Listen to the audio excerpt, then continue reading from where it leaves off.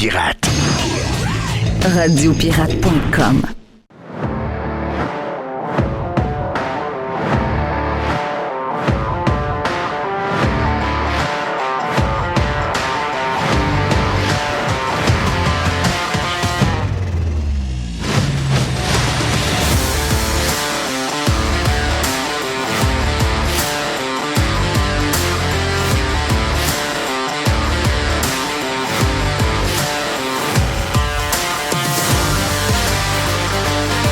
OK, on s'est installé, tiens, c'est fait. Mon micro n'était pas à bonne place. Vous savez que je suis un gars d'habitude. J'ai besoin de mes habitudes. Moi, non. Et si, boire. Tabarouette. T'es encore pire que moi. Toi, t'es pire que moi. Non. Toi, t'es l'enfer. Tu vois tout de suite. Hein? Mais oui, mais là, c'est toi qui as ouvert la patente. C'est vrai. T'aurais pas dû le dire. Ah, j'aurais Tu comprends? Alors, Les habitudes. hey, si lui, quand tu changes une patente... Non, je te dis que...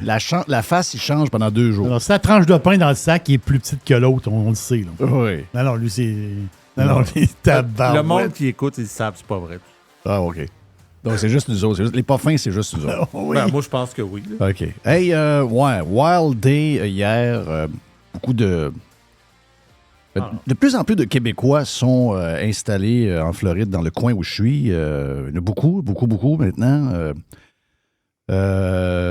Puis, il y en avait qui étaient là, mais la majorité n'était pas là hier. Mais c'est sûr que les moyens technologiques d'aujourd'hui nous permettent d'être branchés avec les gens plus loin. Ce qu'on n'avait pas avant. Je veux dire, Non. Ça, c'est une chose que les médias oublient. OK? Ça, une chose que les médias oublient, c'est que cette tempête-là arrive en 95. S'il n'y a pas une caméra de télévision quelque part, on n'a pas d'image de rien. Il n'y a pas de caméra vraiment. Il n'y a pas... Oh oui, il y a quelques maniaques qui ont des caméras de maison, là, grosses de même, là, mais je veux dire, la majorité n'ont pas. La caméra est cachée quelque part dans la maison. Et où la caméra? Je ne sais pas, la dernière fois, elle était dans le... Mais tandis que là, on a des caméras. Il y a des caméramans de nouvelles par millions. Donc, c'est sûr que les choses ont l'air beaucoup plus grosses qu'avant, parce que maintenant, on a tout live. Tout se ramasse sur les médias sociaux très rapidement. Donc, rapidement, tant mieux, on a de l'info, mais ça ne veut pas dire que c'est plus gros. Et chaque événement météo, chaque catastrophe météo amène son lot de surprises. Si c'était prévisible, si c'était facile, je pense pas que les gens... aurait évacué. J'ai pas trop de nouvelles. De ce que j'ai vu de Marlene, où l'ouragan est rentré dans le coin de Bradenton, où est Dennis de Beautiful. C'était sa fête hier, Dennis. Oui. Bonne fête. Je sais que Marlene et Denis étaient très inquiets pour Liane, qui demeure à Bradenton. Elle travaille là à l'année. Donc, elle qui rentrait dans sa nouvelle maison, qui finalisait sa nouvelle maison la journée même. Donc, j'imagine que ça a été remis. Mais quand elle est rentrée, bon, vous allez voir des images, c'est sûr, là, c'est une tempête. Là. C'est comme si on prenait des images aériennes d'une méga tempête de 70 cm de neige. Je veux dire, ça paraît beau parce que c'est tout blanc, là, mais la vérité, c'est qu'en dessous de la neige, il y a beaucoup de choses bizarres. Donc, là, il n'y a pas de neige. Donc, on voit toutes les arbres arrachés, l'eau qui a monté, etc., etc. Donc, on n'est pas en train de minimiser. Le Tropicana Park, où on avait... installer des endroits pour loger du monde, pour les protéger, lui, c'est un toit en genre de toile. La toile a arraché. Oui, c'est ça. Donc, oui. Tu sais, la région est touchée, mais bizarrement, l'endroit où il y a eu le plus de dommages, c'est un endroit qui était à 225-250 000 de l'ouragan sud-est. OK? Et ça n'a aucun rapport avec l'ouragan. Donc, tu sais, moi, j'avais préparé, la maison a été barricadée par ce qu'on appelle les shutters, là, les hurricane shutters qu'on met après les fenêtres. Il y en a qui en ont en accordéon qui peuvent mettre rapidement. Il y en a que c'est des gros panneaux. Carlos l'a fait à Sébastien également. Puis les boys, justement, Nick, puis le frère de Nick, j'oublie le nom de l'autre frère, de l'autre fils à Carl, mais Tom. Oui. Donc, Nick et Tom ont installé une vingtaine de maisons. Donc, ils ont installé les panneaux. C'est des gros panneaux, c'est des grosses affaires. Surtout, vous avez une maison de 2 étages, c'est une bonne job. Mais, regarde, ça protège. Puis, ça protège contre les vents, les vents directs. OK? Un ouragan, ça amène un vent direct. Donc, quand la maison est frappée par un ouragan, c'est un vent direct. C'est pas un vent qui tourne, c'est un vent direct. Donc, la maison est bâtie pour soutenir des vents d'à peu près 280-285 km/h. OK? Donc, la maison est bâtie pour être capable de recevoir, incluant le toit qui est attaché après la structure de métal et de béton qui est rentré dans le sol. Tout est capable de tenir. C'est sûr que je ne vais pas avoir du soffit qui part, des affaires de même, des tuiles de terre sur le toit, mais généralement, la structure, avec les nouvelles maisons depuis 1993, depuis les nouvelles normes de Andrew, les structures de béton vont tenir. Donc, ça, c'est pour le vent d'un ouragan. Un ouragan, c'est un vent qui est steady et qui arrive d'une direction et le vent ne change pas, là. Mais c'est pas ce qui est arrivé hier dans le coin de Port St. Lucie et dans le coin de Palm Beach, OK? Et moi, j'écoutais les stations de Palm Beach parce que c'est les stations qui couvrent ce territoire-là. Et c'est drôle parce que, tu sais, vous aviez des gens qui étaient... il y avait des quartiers qui étaient touchés par des ouragans. Ce matin, il y en a 17 de confirmés. C'est quand même énorme.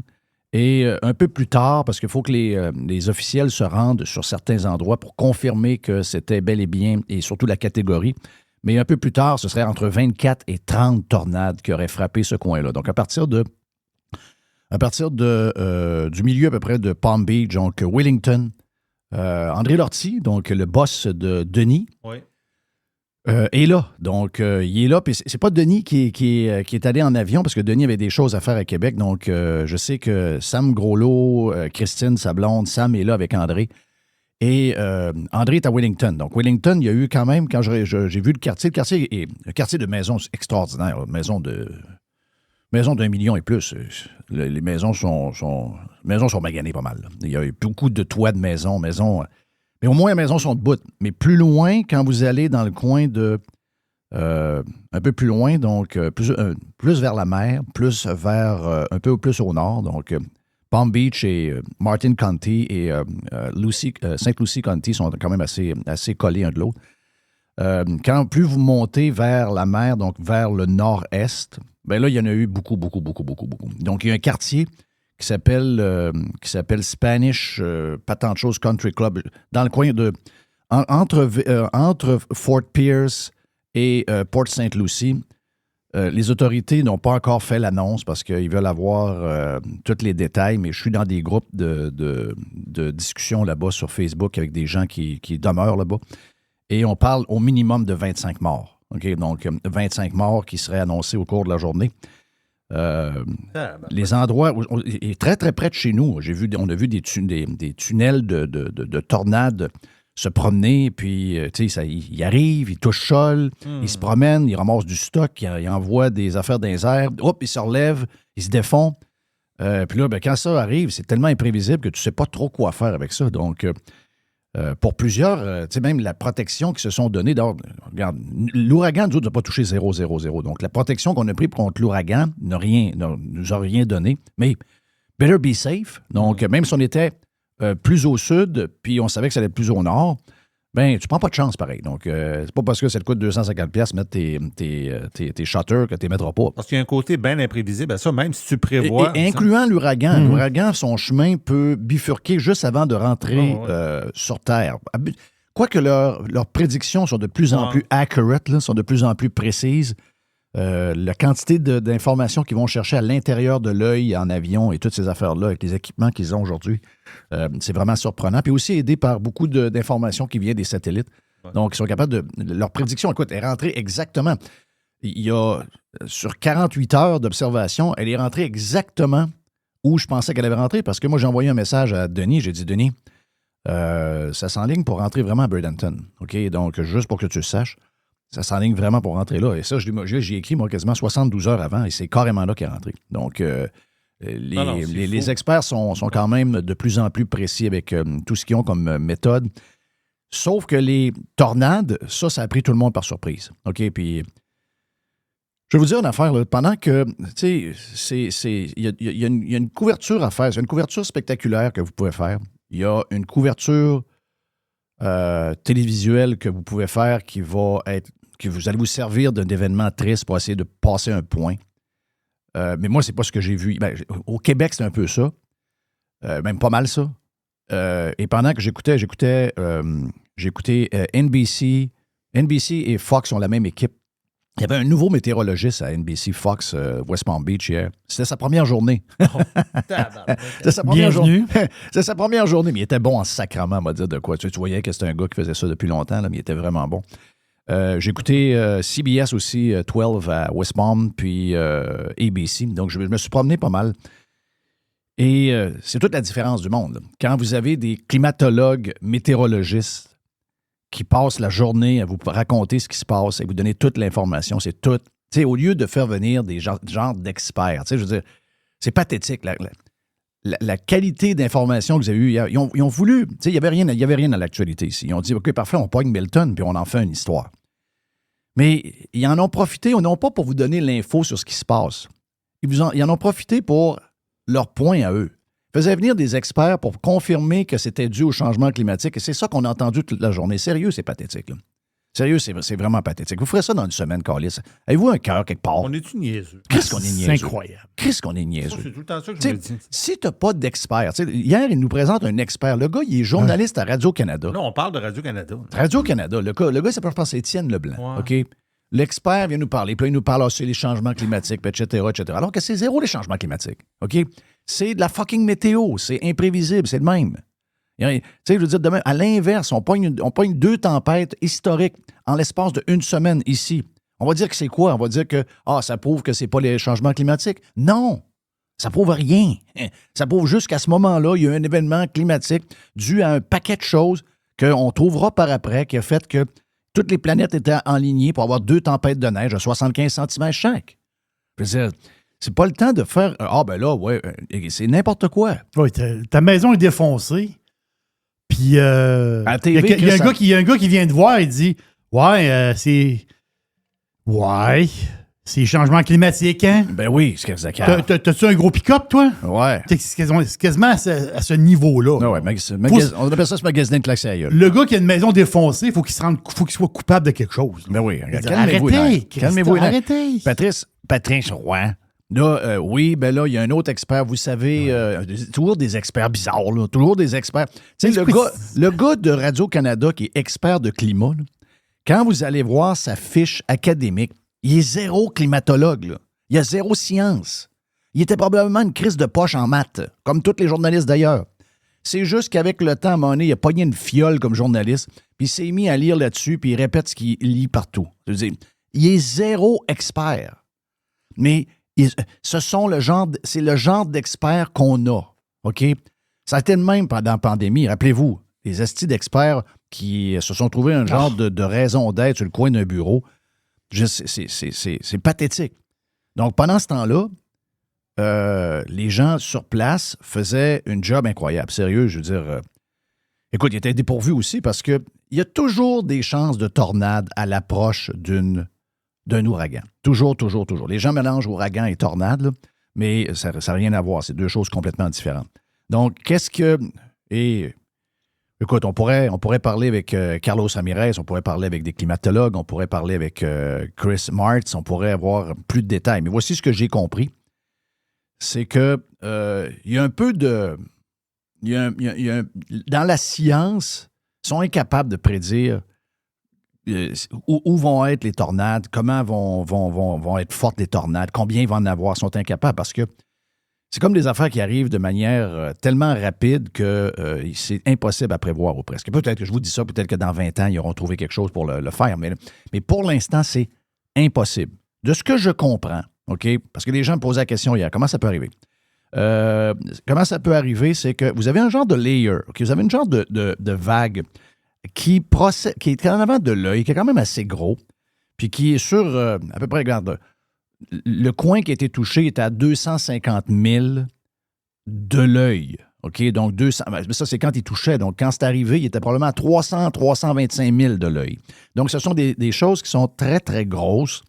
Et de ce que je comprends, si vous regardez vos applications de vent, ce genre d'ouragan-là prend des vents et les fait tourner alentour de l'œil. OK? Donc, vous avez un vent. Il n'y a pas de vent qui arrive de partout, là. C'est vraiment un vent. Vous voyez les flèches.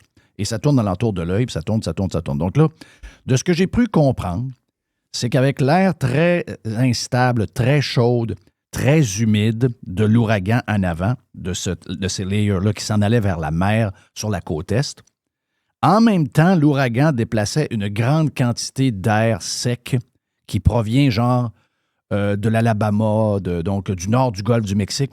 C'est l'air qu'il y aura derrière le système. Il y aura une superbe fin de semaine. Si vous êtes en Floride en fin de semaine, ça va être écœurant.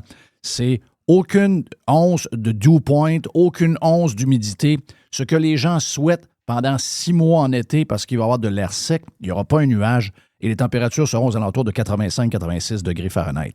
Température idéale. Mais qu'est-ce que ça fait, ça?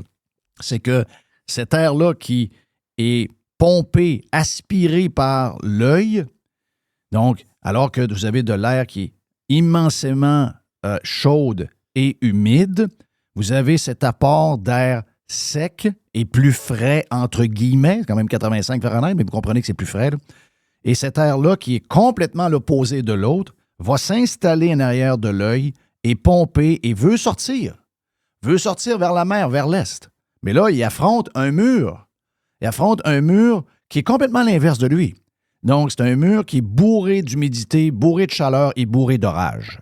Donc, il y a un clash de deux styles d'air, deux poches d'air, et c'est là qu'ils sont formés. Donc, c'est un peu différent de l'allée des ouragans, là, pas des ouragans, mais des tornades. Donc, Tornado Alley, ça, c'est vraiment de l'air qui arrive du Canada, donc très, très froid, avec de l'air du golfe du Mexique qui est très, très chaud. Donc, ça, il y a vraiment un contraste. Puis c'est pour ça que, habituellement, les tornades sont souvent même de catégorie 5, parce qu'il y a un contraste d'air. Habituellement, les tornades qui sont associées à un ouragan, c'est rare que c'est... Habituellement, c'est 0, c'est 1. Mais là, on a pogné hier du 4. Là. Donc, là, on a pogné du 4. Donc, c'est sûr qu'ils ont probablement... ils savaient, c'est pas grave, ils savaient qu'il y avait de l'air en arrière, mais il est arrivé une question de timing parfait où ce que les deux masses se sont rencontrées à un temps précis et ont provoqué toutes ces tornades-là. Donc, pour les gens, parce qu'il y a beaucoup de gens qui me posent la question, des gens qui sont dans le coin de là-bas, des gens qui ont des maisons là-bas, ils me disent, non, mais comment ça peut arriver? C'est même nos protections, on n'a pas de rien, on n'a pas rien contre les tornades. C'est quoi cette affaire-là? T'sais, les tornades, c'est pas une place de tornade, vraiment. Il y en a, justement pour les raisons qu'on vient de mentionner, quand il y a des ouragans, il y en a, c'est pas nouveau, là. Sauf que de cette manière-là, c'est quand même une première. OK, c'est quand même une première. Donc, comme je vous disais, dans un quartier pas trop loin de chez nous, 25 morts qui seraient annoncés aujourd'hui. Je veux saluer mon chum Robbie, Robbie, c'est mon voisin depuis qu'il est tout jeune. Comme n'importe quel tout jeune, il grandit, puis il se marie. Donc, Robbie est avec sa blonde. Et ils ont acheté une maison plus vers la mer, à côté de chez sa grand-mère. Donc, je parle avec Robbie très tôt ce matin, puis je dis, j'espère que tout est beau à ta nouvelle maison. Il dit, Chris, il m'envoie une tonne de vidéos, une tonne d'images. Il me dit, c'est fucking crazy, là. Il dit, elle a passé sa maison chez nous, là. Il dit, elle a passé sa maison, le toit est pas mal arraché, le soffit est pas mal arraché, tout mon pool enclosure, donc toute la cage alentour de la piscine est arrachée. C'est épouvantable. Et cet hiver, on prenait son Can-Am qu'il avait acheté, il était bien fier de son Can-Am. Tu sais, le Can-Am full équipe, là, le genre de side-by-side quasiment à 40 000 US. Là. Ça roule en tabarnache. On l'a roulé cet hiver dans le bois, d'aller à la chasse avec. Et le Can-Am était dans sa cour. Et le Can-Am est fini. Donc, le Can-Am est parti dans l'ouragan et il a fini dans la porte de garage, l'autre bord de la rue, chez sa grand-mère. Faut-tu que ça soit fort? Donc, beaucoup de pensées. Je sais qu'il y a beaucoup de gars, il y a beaucoup de gens qui m'ont écrit. C'est pas tout le monde, mais il y en a qui ont acheté des nouvelles maisons. Ils n'ont pas eu le temps de mettre leur caméra encore, ces affaires-là. Donc, j'essaie d'avoir des nouvelles de Carl. J'ai eu des nouvelles ben, Carl m'a envoyé des choses. Il t'a envoyé des choses aussi. On a vu les images de Nick, son gars, avec sa blonde, qui, elle, reste à Vero Beach et est rentrée dans son quartier. Alors les arbres arrachés, les chars virés sur le top en avant des maisons. C'est complètement crazy. Puis des gros arbres, là, comme des énormes arbres. Donc, ça vous montre la force de... Puis, regarde, c'est sûr que plus le jour se lève, plus il va y avoir des constats de ça. Donc, vous ferez de la politique après, OK? Vous ferez vos histoires après, là. Montrez que vous avez un peu de cœur. Il y a des histoires qu'on va apprendre là-dedans. Il y a des drames qu'on va apprendre là-dedans. Il y a des gestes héroïques qu'on va apprendre là-dedans, c'est clair. Donc, pensez pour les gens de Tampa. On va voir le réveil, on va voir la levée du jour, on va voir tout ce qui se passe, les dommages qui sont faits par l'ouragan en tant que tel. Mais, en tout cas, c'est pas un concours, là, mais j'ai comme l'impression que le plus grand nombre, parce que, tu sais, c'était pas évacué. La région de Tampa Bay, Saint Pete était évacuée. Donc, le nombre de blessés, le nombre de décès va être probablement minimisé par le fait que les autorités ont fait les bonnes choses. Mais la région de St. Lucie County, Martin County, West Palm, n'était pas évacuée. C'est une région qui était sur le Hurricane Watch. C'était pas une région qui allait être touchée. Oui, il allait y avoir des vents. Je regardais les vents cette nuit. Je voyais par les caméras, des vents à peu près des vents d'hiver, des vents qu'on a dans nos tempêtes d'hiver, à peu près 50, 60, 70, des pics à 70, 75 km/h, 80 km/h, mais tu sais, rien pour écrire à sa mère. Donc, je voyais les arbres brasser, mais il n'y avait rien de... Donc, c'est vraiment l'ouragan, probablement les ouragans qui ont fait le pire des dommages. Et il y aura du dommage matériel, c'est sûr, sur la côte ouest, c'est clair. Là. Mais je veux dire, au niveau humain, si on parle d'humain, c'est probablement bien loin de là. Related, mais pas trop, mais en même temps, parce que ça n'a rien à voir avec l'ouragan. Oui, ça a à voir avec l'ouragan, mais je ne sais pas l'ouragan qui a fait ça, c'est les tornades provoquées par l'ouragan qui ont fait ce chose-là. Donc, les gens essayaient de savoir, écoute, il y en a eu un peu partout. Nous autres, ça nous a frôlé. Là. Quand on regarde les endroits, j'ai des vidéos que je vois, puis je me dis, puis tu sais, c'était tellement imprévisible. Ça arrive à une place, ça se déplace de même.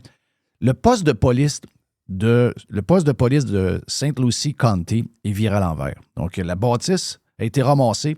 Bang! OK? Je veux dire, c'est quand même assez fort. Là. Donc, pensez pour ces gens-là, mon ami ceux qui sont morts dans leur maison. Oui, ils sont morts dans leur maison. Ils ont été... tu sais, comme on disait, le vent arrive d'une manière directe avec un ouragan, tandis qu'une tornade, c'est un imprévu, vent... ça vire de bord de l'autre, tu sais pas trop. C'est un vent qui siphonne. T'sais, on riait bien de Twister, le premier film, quand la vache envole, là. Mais c'est carrément ça. Là. C'est pas d'autre chose que ça. Là.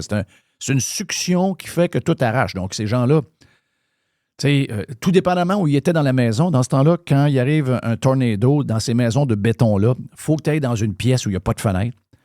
Tu ne peux pas aller sauver dans le sous-sol. Il n'y a pas de sous-sol. Il n'y a pas de sous-sol.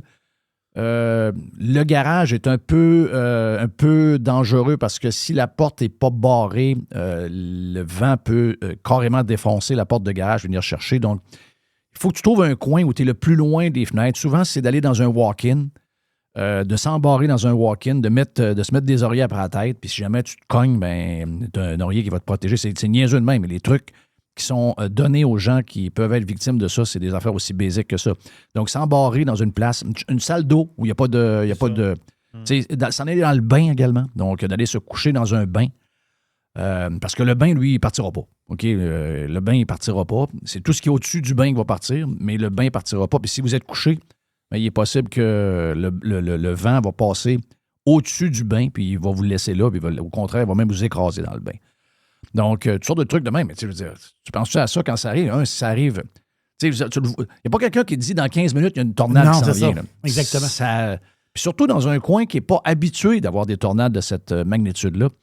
C'est sûr que c'était une surprise pour beaucoup de monde. Et écoute, les images du quartier, j'ai vu quelques images du quartier en tant que tel, puis c'était un peu bizarre de voir ça pendant les bulletins de météo qu'on avait avec les gens de nouvelles, parce que ça broyait. Là. Ça veut dire, il y avait la fille qui faisait les nouvelles, l'Anchor Woman. Le quartier, elle était de Port-Saint-Lucie, elle était aux nouvelles de West Palm, mais était son quartier.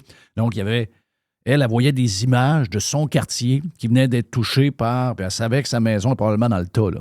Donc, elle avait de la misère un peu à rester sur sa chaise. L'autre qui était sur la route, il y avait beaucoup de monde sur la route, mais il y en avait une qui était à Wellington, qui était dans son quartier. Elle aussi, elle broyait. Là. Sa maison était en avant de sa maison n'a plus de toit. Là. Donc, elle dit, je ne reconnais plus mon quartier. C'est un endroit comme mystérieux. C'est un...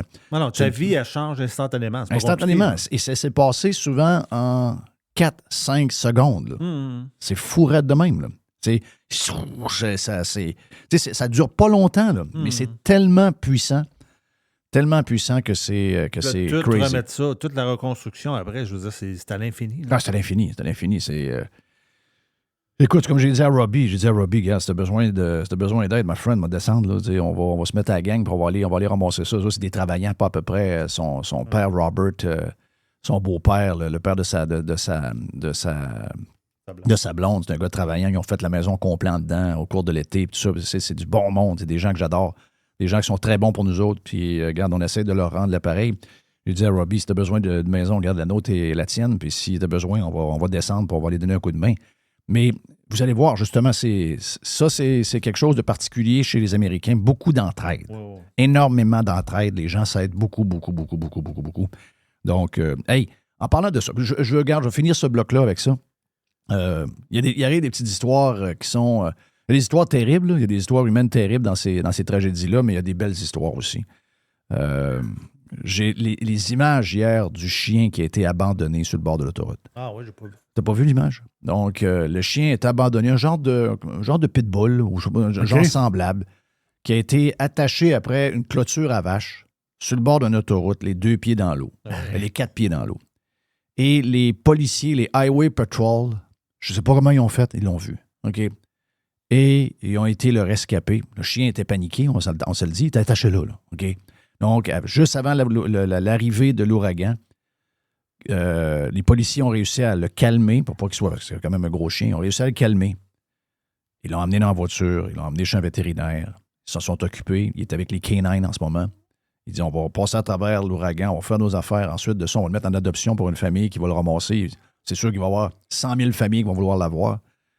Mais DeSantis qui pogne en conférence de presse, puis qui dit, je vous garantis que je vais trouver le gars qui avait le chien. Ah. OK? Je vous garantis. Je me donne le mandat de trouver le gars qui avait le chien. Ça, j'aime ça. Ça, j'adore ça. Puis il a dit, mais qu'on le pogne, oui. On va y tirer des livres. C'est une expression anglaise. Là. On va y tirer des livres, ça veut dire, tu vas en manger une tabarnak. Je suis salaud de chien sale. On va l'attacher après un poteau. Lui. Oui. Donc, j'ai trouvé que l'histoire était... c'est parce que c'est devenu viral très rapidement, cette histoire-là, hier. Donc, à travers des moments tough, il y a quand même des moments qui nous montrent que les gens ont du cœur. Mais là, maintenant, DeSantis, c'est un king pareil. C'est un esti de king. Bon, l'histoire avec Harris, là, c'est fantastique. D'ailleurs, tu as vu que hier soir, elle m'a pas parlé pendant 3 ans, Christophe, puis là, elle vient me voir pour faire du capital politique. Ben oui. Hey. Puis Biden, de l'autre bord, qui a encore répété hier, je parle avec DeSantis, he's doing a great job, on parle, j'ai donné mon numéro de cellulaire. Regarde, c'est très drôle. Il y a... Alors, Biden, il va appuyer Trump avant la fin de la campagne. Je vous le dis que l'histoire de la calotte, c'est pas une joke. Non, mais avoue que ça serait incroyable. Oui. Fuck you, Kamala, je vais voter pour Trump. Oh. Mais moi, ce serait pas ça. Je serais zéro surpris de ça. Ils se sont quand même fait stabber, là. Oh. Tu sais, je veux dire, tu peux essayer de jouer la comédie que t'es content, mais ils sont pas contents, ce monde-là, c'est clair. Là. Ah, j'ai donné mon numéro de cellulaire. Puis il dit, he's doing a great job, là. Il dit, il est habitué, puis il est bon. Mais en tout cas, s'il a besoin, il sait qu'il peut m'appeler anytime. J'ai donné mon sel. Ouais, mais tu ris, mais c'est une réaction de président, ça. Oui. Tu sais, il m'a donné dans les difficultés comme ça. Puis DeSantis l'avait dit en premier, il dit, il n'a pas fait de politique de partisanerie. Il a dit, chaque fois qu'il y a eu des tempêtes, avec Trump, il dit, moi, mon 2 mandats, j'ai eu 2 présidents. OK? J'ai eu Trump, puis j'ai eu Biden. Les 2 ont été excellents. Il dit, j'ai pas un mot à dire, il dit, Biden est excellent, Trump est excellent. Donc, il n'a pas fait de partisanerie. C'est l'autre, la bizarre. Oh, c'est la bizarre? C'est la bizarre. Oui, c'est la bizarre. C'est une nasty de bizarre. Oui. Hey, j'ai pris les bouts avec Stern. OK, on en parlait tantôt. On en parlait tantôt. J'ai pris des bouts avec Stern. Elle est allée à 2 views, elle est allée partout. Stern se déshonore. Il sait très bien qu'il y a une tarte devant lui. Ils savent tout. Tu sais, je veux dire, si elle est républicaine, les gens la démolissent, ces gens-là la démolissent, ils la traitent de tout et non. Mais juste parce que, finalement, ils sont pognés avec ça, ça joue la comédie, puis vous pensez qu'on gobe ça, c'est une vraie tarte. Oui, vraie tarte.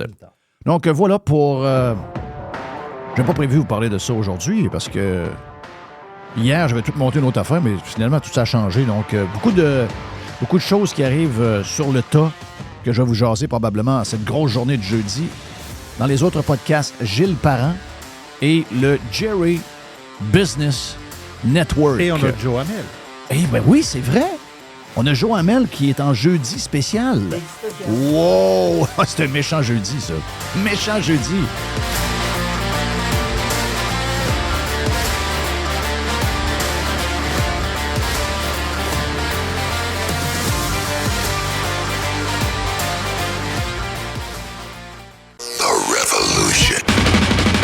Radiopirate.com.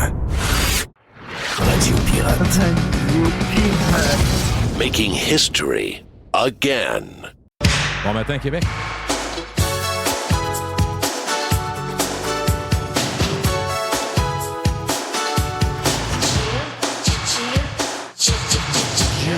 Chill. Avec Chill, not Chill, on fait des podcasts. Avec Chill, not Chill, on parle société. Avec Chill, not Chill, on parle politique. Avec Chill, Avec Gilles. J'ai pensé à toi, mon Gilles. Ah oui? Ben oui. En bien ou... Ben, tu sais, t'aimes parler des restaurants? Oui. T'aimes parler de l'histoire de ce qui se passe dans les restaurants? Oui, en ce moment? beaucoup. J'ai fait quelques podcasts le fun avec des propriétaires pour comprendre. Est-ce que tu m'avais dit que tu avais fait un podcast avec les gens de Saint-Hubert? Je l'ai fait avec Pierre Martin. Avec Pierre Effectivement, Martin. Il y a à peu près 5-6 mois, j'ai fait aussi le Cosmos récemment Oui. avec Louis. Tu avais fait ton chum qui avait la pizza là, au Oui, homard. Là. au mort. Ça Qui avait est été fermé. fort parce qu'il avait jasé. Je sais pas si lui avait ouvert les vannes en voulant dire, moi, dire la vraie vie, comment ça marche, puis comment ça nous coûte les caisses de bière. Puis tout. Oui. Moi, j'avais appris beaucoup de ça. Oui. Puis j'ai fait aussi récemment Jacques Gauthier pour les restos Oui, plaisir. c'est vrai, Les c'est restos vrai, plaisir. Non, puis là, je travaille sur Normandin, j'ai de la misère un peu. Les gars, ils n'aiment pas ça. Puis la famille Brie, c'est des gens plutôt sobres, plutôt, Oui. tu sais... Ben, faut que tu demandes à Jean. Jean, il est bon. C'est qui est le boss, là? Oui, Jean-Julien, c'est Oui. lui? OK. Jean- Ben, c'est parce que dans le fond, moi, idéalement, je vais avoir quelqu'un de la famille, parce que c'est les Brie qui ont commencé ça. Ouais, Fait mais que, c'est puis- pas des jaseux, autres. Non, j'en ai déjà eu un. C'est pas fini. Je travaille le dossier, j'aimerais ça. Mais sinon, effectivement, je vais prendre quelqu'un de la compagnie. Parce que je pense que c'est un incontournable. Puis c'est drôle parce que, tu sais, dans tout le brouhaha des restaurants au cours depuis la COVID, là, tu sais, il y a eu, on va se le dire, là, la vérité, c'est que oui, il y a eu des augmentations de coûts, mais je sais que les gens n'aiment pas ça que je dise ça parce qu'ils pensent que quand je dis ça, j'enlève la responsabilité des gouvernements d'avoir dépensé en cave. Mais à travers l'inflation, il y a beaucoup de greed. OK? Il y a beaucoup de gens qui ont profité que tout le monde montait les prix puis que l'argument. Prendre l'élan puis embarquer dedans. Ben oui, il y en a plein. Moi, je suis totalement d'accord avec toi. Tout le monde. Ouais, mais, À l'épicerie aussi, hein? partout, tout le monde a fait ça. Le full professeur me l'a dit. Il dit, regarde, lui, il n'est pas gêné de dire. Il y a des gens qui ont dit, on a un élan, puis là, il faut. Puis lui, il me l'a dit d'une façon drôle, mais tu sais, on comprend que c'est à peu près ça que ça veut dire. Il dit, les agents de sécurité, puis les tapes, puis les barrières, puis les plexiglas, il faut que quelqu'un paye, là. Oh, oui, exact. Quelqu'un, c'est toujours nous autres, hein? Oui, oui. Mais moi, je pense que les gouvernements sont responsables de 50-60% de toute l'inflation. Le reste, c'est du greed. OK?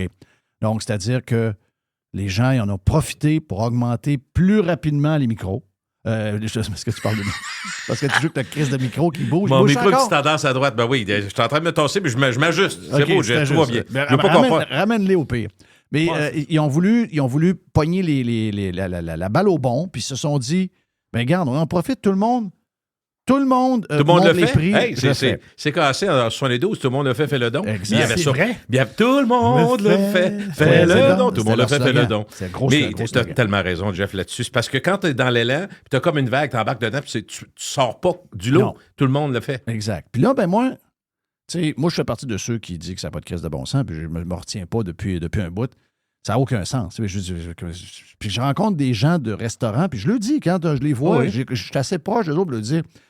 Vous êtes en train de tuer votre business. Vous êtes en train de tuer un milieu extraordinaire. Vous allez l'écraser. Mais qu'est-ce qui se passe? Puis, il y en a qui sont conscients de ça. Je me rappellerai qu'au début de l'été, j'ai rencontré quelqu'un de la famille Saint-Hubert. Donc, j'ai rencontré Jean. Puis, Jean me l'a dit, ben franchement, il m'a dit, écoute, il dit, tu sais que tu comprends que tout ne vient pas de nous autres, là, mais il y a une gang qui se sont réveillés puis qui ont collé le bureau chef puis ont dit, faut faire notre devoir. Ça n'a plus de sens. Okay? Oui. Mais ils se le font dire à chaque jour. Les employés, ils l'entendent, là. C'est les pages Facebook, c'est les commentaires sur les réseaux sociaux qui leur font le plus mal. OK? Et là, Saint-Hubert vient d'annoncer que, tu as vu? Ben oui. Saint-Hubert Le vient président d'annoncer- est sorti. Moi, je trouve qu'il est sorti un peu tard. Par contre, il faut lui donner au moins, il faut y rendre justice. Il sort au nom de bien d'autres, là. Tu Comprends-tu? Des restaurants familiaux. Lui, il parle de Saint-Hubert. Mais il faut que je te fasse une réflexion. Tu vas voir à quel point... c'est dans la lignée de ce que tu me dis. Quand le gars de Saint-Hubert sort, puis il dit, on a ajusté les prix, puis on n'a pas le choix. On a pris point par point les menus. Puis je comprends que c'est une job qui est plate, mais qui était nécessaire, probablement demandée par les franchisés, puis de la patente. OK, ça, c'est beau. Mais écoute, je vais dire la vraie vie, là, Jeff, il n'y a pas de jugement dans ce que je dis, je te parle d'une réaction naturelle. On a des... Véro et moi, ma blonde, on regarde ça. On a le prix... Je ne sais pas si on est sur le web ou dans le journal, ça n'a pas d'importance, OK? On a un tableau avec le prix qui était là il y a 2 semaines, puis les nouveaux prix. Oui. Mais je te dis, là, comme je le vis, ma blonde, elle regarde le mauvais tableau, elle regarde le nouveau prix. C'est vrai que c'est bien trop cher. Non, c'est le nouveau prix qu'elle regardait. Oui. Fait que c'est pas contre Saint-Hubert, c'est juste de dire, c'est parce que là, la réflexion qu'elle a dit, tu te rappelles-tu la cage, il y a moins de 10 ans, les ailes à 25 cents de mardi? Oui. Là, c'est parce que 6 ailes, c'est 13 piastres. Oui, c'est ça. Non, mais tu sais... Non, ça n'a aucun sens. Ça n'a aucun sens. Tu te rappelles ce que j'ai dit récemment qui était intéressant de Jacques Gauthier, qui est un vieux de la vieille? Il a dit, les pâtes sont passées d'une nuit de 18 à 30 pièces. Il dit c'est la montée trop rapide. Puis ça va exactement ce que tu dis. Ça n'a pas de bon sens. Oui, tout coûte plus cher, mais ce qui est frappant, c'est ça. Il y en a qui ont... Qui se sont calmés? Ben, il y en a qui ont exagéré plus que d'autres. Puis Saint-Hubert, puis les franchisés, les gros franchisés l'ont vu. OK? Ah, puis on dû lever la main, comme tu dis. Ben, tu as parlé à Jean Martin. Jean, il dit, on lit les pages Facebook. Il dit, c'est ma business. J'ai ça à mourir. Là. Il dit, le monde parle. Donc, j'ai pas le choix, il faut qu'on réagisse. Donc, eux autres, ils ont callé une réunion. Ouais. Saint-Hubert, puis je comprends, la gang de Scores ont dit, bon, écoute, nous autres aussi, il faut faire un job.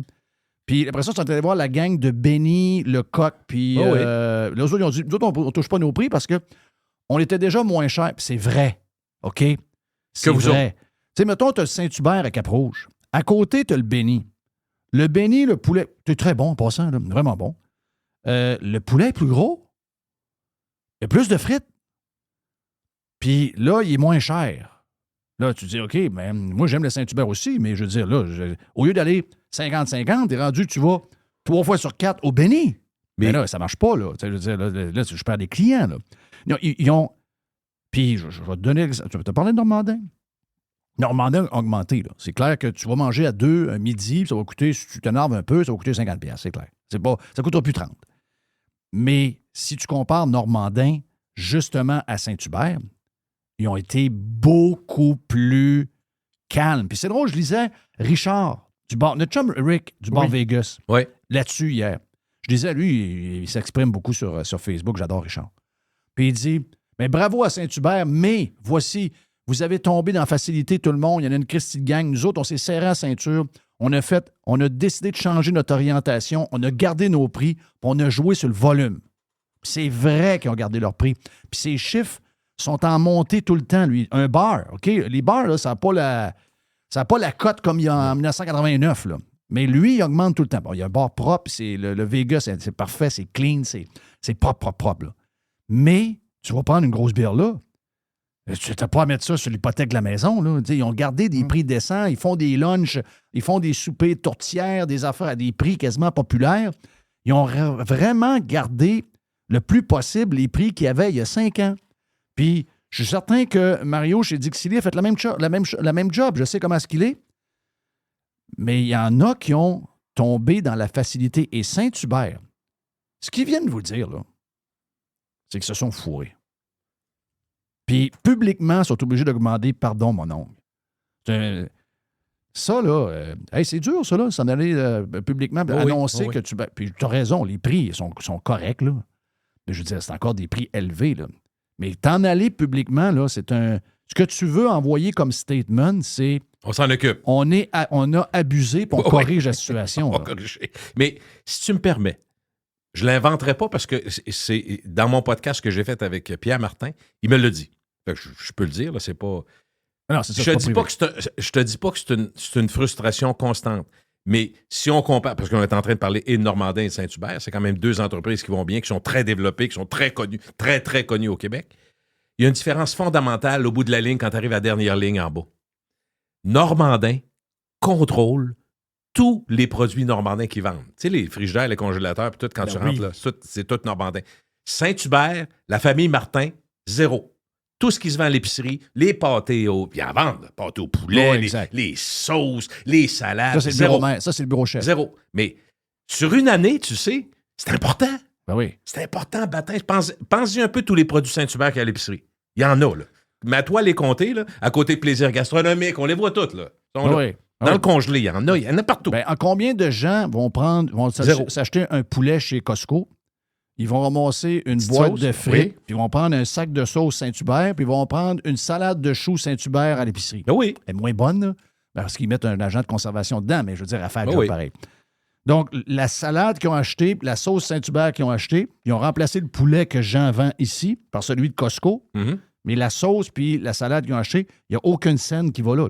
Quand tu Comprends? penses aux restaurateurs, ils disent souvent, tu sais, Jacques Gauthier me dit, on te fait en 2 et 4 au bout de la ligne. Quand tout est payé, tout le monde est payé, puis tout. Fait que ce qu'ils vendent, là, ce que tu ramènes chez vous, là, tu comprends que tu le prends, tu payes. Tu le prends, tu payes. Eux autres. C'est payant, ça. C'est plus Oui, payant que oui. tout avoir des chars Oui. puis des... On a tout compris, ça. Fait que c'est un élément important, je pense. Moi, je te dirais, je parle pas pour eux autres, là, mais je sentais que c'est un élément qui les dérangeait. C'est sûr. Fait que ça additionné au fait que les prix et que les gens se plaignaient, c'est normal que les franchisés ont dit hey, wake up, on fait quoi, nous autres? On dirait qu'on avait les deux pires affaires. Augmentation de prix puis réduflation. Les deux. Oui, Il y avait les deux. C'est pour ça que le monde... en même temps. C'est ça, je C'est pense. assez.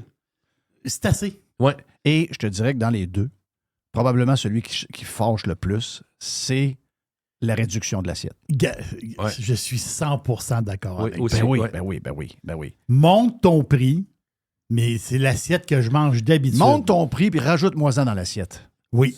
Mets-moi Ouais. Mets-moi un peu de spectacle. mets-moi 5 frites de plus, puis mets-moi C'est donc... ça. C'est pas normal que je reçois mon assiette de steak frites puis je vois pas un steak. Il y Non. a juste des frites. Oui. C'est pas normal. Mais ça pas coûte pas normal. mal moins cher, des frites.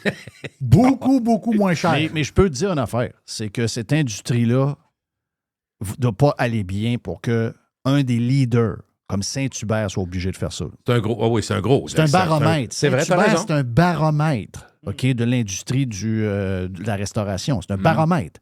Ça veut dire... Puis, ils sont comme fourrés un peu. Là. Il y en a plusieurs qui se disent « Ouais, peut-être que je devrais baisser mon assiette de 25 à 21 piastres. Peut-être que j'ambitionnais un peu. » Mais juste par orgueil, ils le feront pas parce qu'il y a quelqu'un qui va dire « Écoute donc, Chris, t'as baissé ton assiette de 4 piastres. As-tu baissé le salaire de tes employés? » Non, il va dire « Non, finalement, je vais prendre un peu moins de marge. » Parce qu'il y en a un peu l'histoire de marge. Ah, Jeff, c'est pas correct. C'est pas vrai. Ouais, il y a un peu de...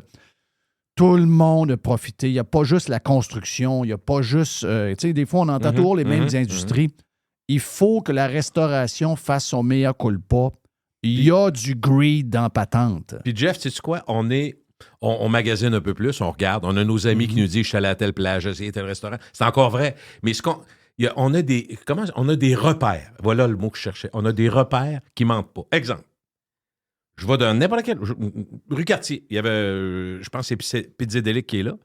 Je remarque, parce qu'on voulait prendre une bouteille de rosé, je remarque que le choix des bouteilles de rosé, c'était entre 27 et 32. J'ai dit, tabarouette.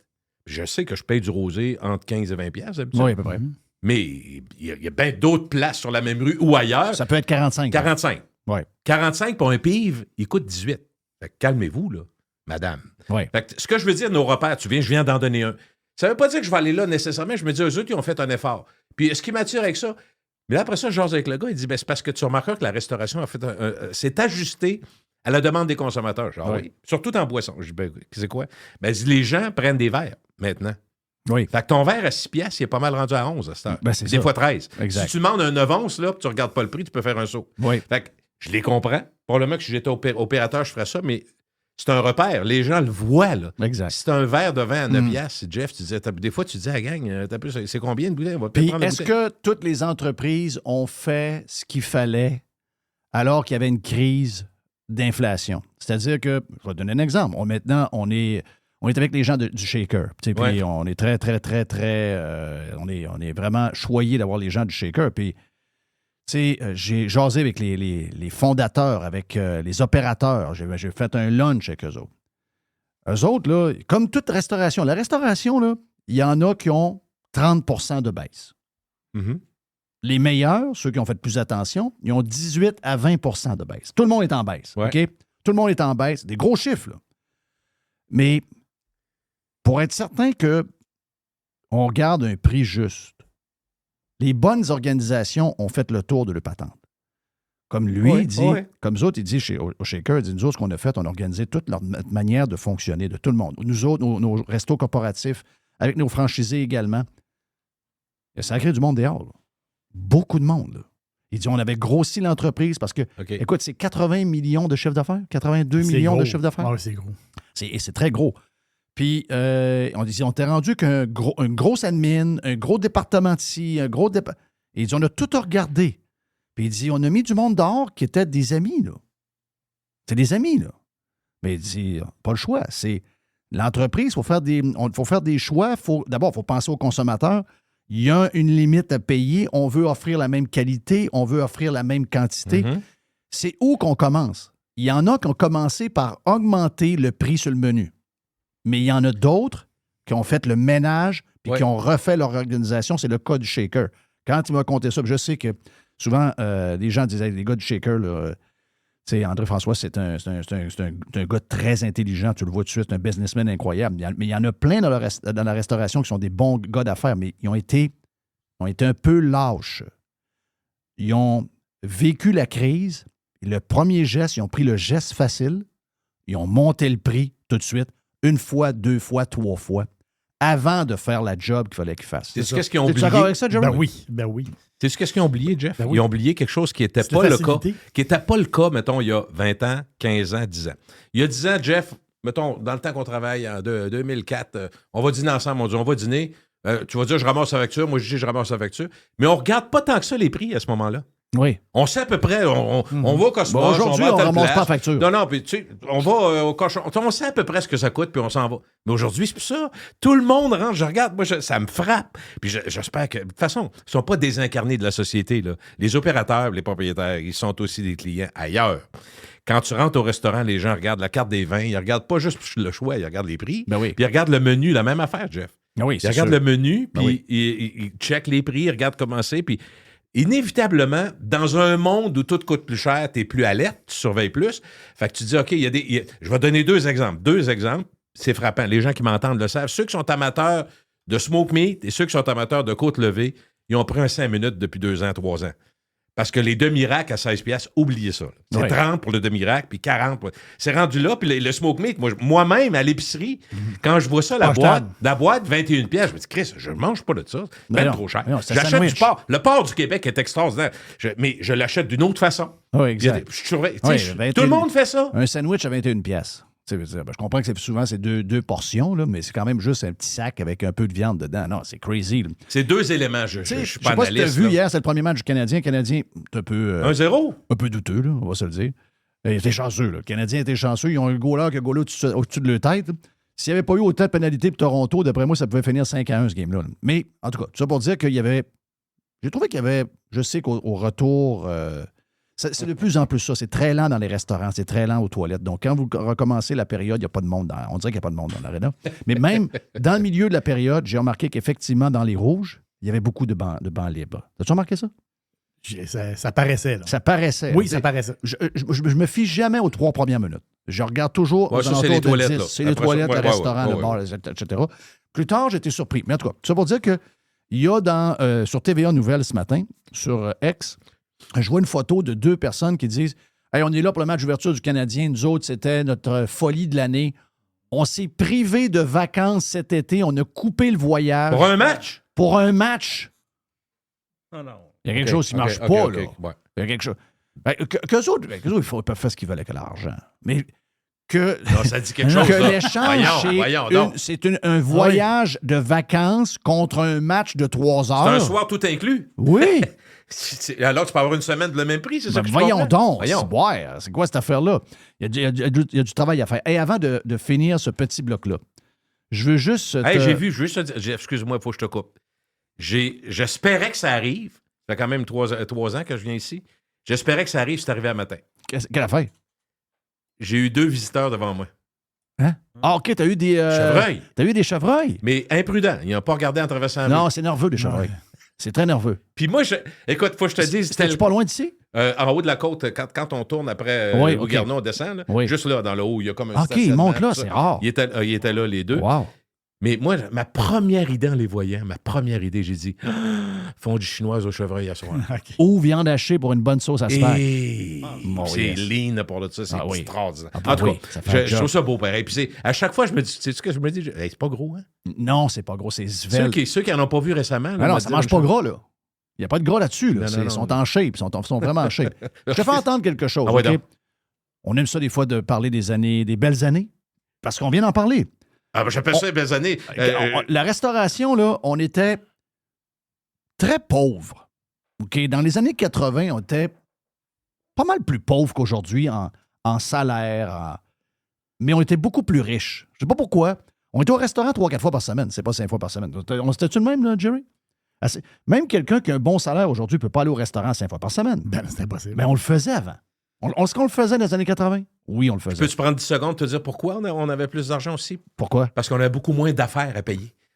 Aujourd'hui, on s'en rend pas compte, mais Cellulaire, Netflix, Internet, ouais, mais juste ça, c'est une coupe de 100 Ouais. par mois. Ouais. Ton char, tout le monde a 2 chars parce que c'était avant, il y avait un char dans la maison. Là. Ouais, on n'a pas de mais 3 chars. un déjeuner, c'était 2,50. Non, mais oui, tu as raison. Mais ce que je veux dire, C'est tu avais vrai. l'argent pour y aller. Là, aujourd'hui, on prend tout ce qu'on a dans un mois ou dans une semaine. 41% des Québécois vivent de paye en paye. 41%. Ah oui, je sais.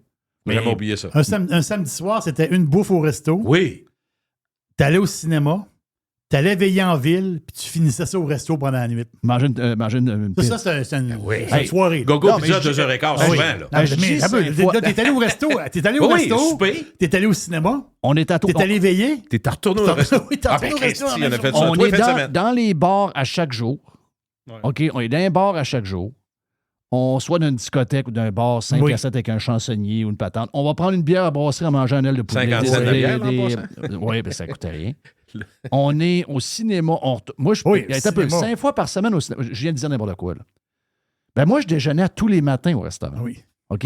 Moi aussi. Ça veut dire Moi aussi. qu'on devait être quasiment 15 fois, parce qu'on faisait 4 repas. On travaillait, le matin, on allait déjeuner en gang. Ouais. On allait dîner. On prenait plus bien. On allait souper. Si on sortait, on allait dans 2 heures du matin, on prenait une pizza à la gang. Finalement, on mangeait peut-être 15 fois par semaine. Quand j'ai fait On le tenait zoo, un bar là, tout le on temps. était au Normandin tous les matins. Après, on allait brainer là, tous les matins sur Charret. Oui. Bord Charrette, là. Oui, oui, D'abord, c'est encore les mêmes employés. J'ai salué les madames. À côté du métro Ferland. Non, mais ce que je veux dire, c'est que c'était ça. J'oublie ça, mais c'était 5 jours par semaine là. Ben oui, le building était juste en Le haut. soir, quand je finissais, moi, je restais au Jardin Mirici un bout de temps. J'allais au restaurant, je ramassais. Écoute, j'ai été un client, je suis encore mais un client. aujourd'hui, on ne pourrait pas le faire. Ben non. Ah, T'sais, non, on pourrait pas le mais faire. il faut que tu mettes la multitude de ce que tu payes, Jeff. T'as Exact. pas le choix. Puis aussi les prix, beaucoup, là, par rapport à tout. Puis effectivement, le prix des maisons par rapport au montant que tu gagnais. Nous autres, on passait dans le temps que les maisons étaient chères, c'était pas cher. Mais voici la belle époque. L'époque où tout était simple et la vie, c'était le plaisir. Je m'ennuie de cette époque-là. Moi, j'ai un côté... Je suis pas quelqu'un de foncièrement nostalgique, mais de ce temps-là, je commence à le devenir parce que je m'ennuie de la simplicité et du fun. 5 jours dans le bois, c'est la sainte paix. Les gars sont là, sont de bonne humeur, ça a bonne vie. J'aime ça de même. On aime ça de même. On est bien là. C'est la bonne vie. On connaît ça. On sait ce qu'on veut. Une bonne 50, une bonne 50. On aime ça de même. Yes!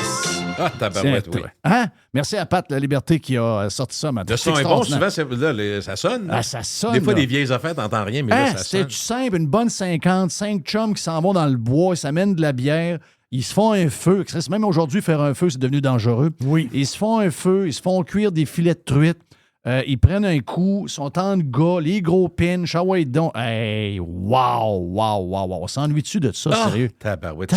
Simplicité, plaisir.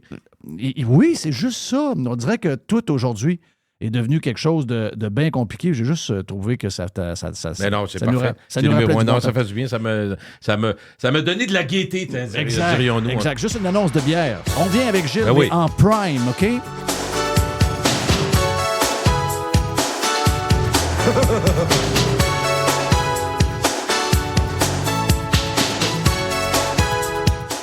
Faites partie de l'invasion. Radiopirate.com. Radio Pirate. 100% 100% pirate. Pirater, c'est légal.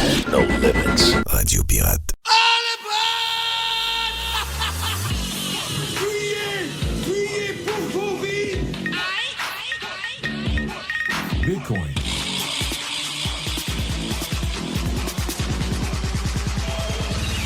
Drill, baby, drill, right? Drill, baby.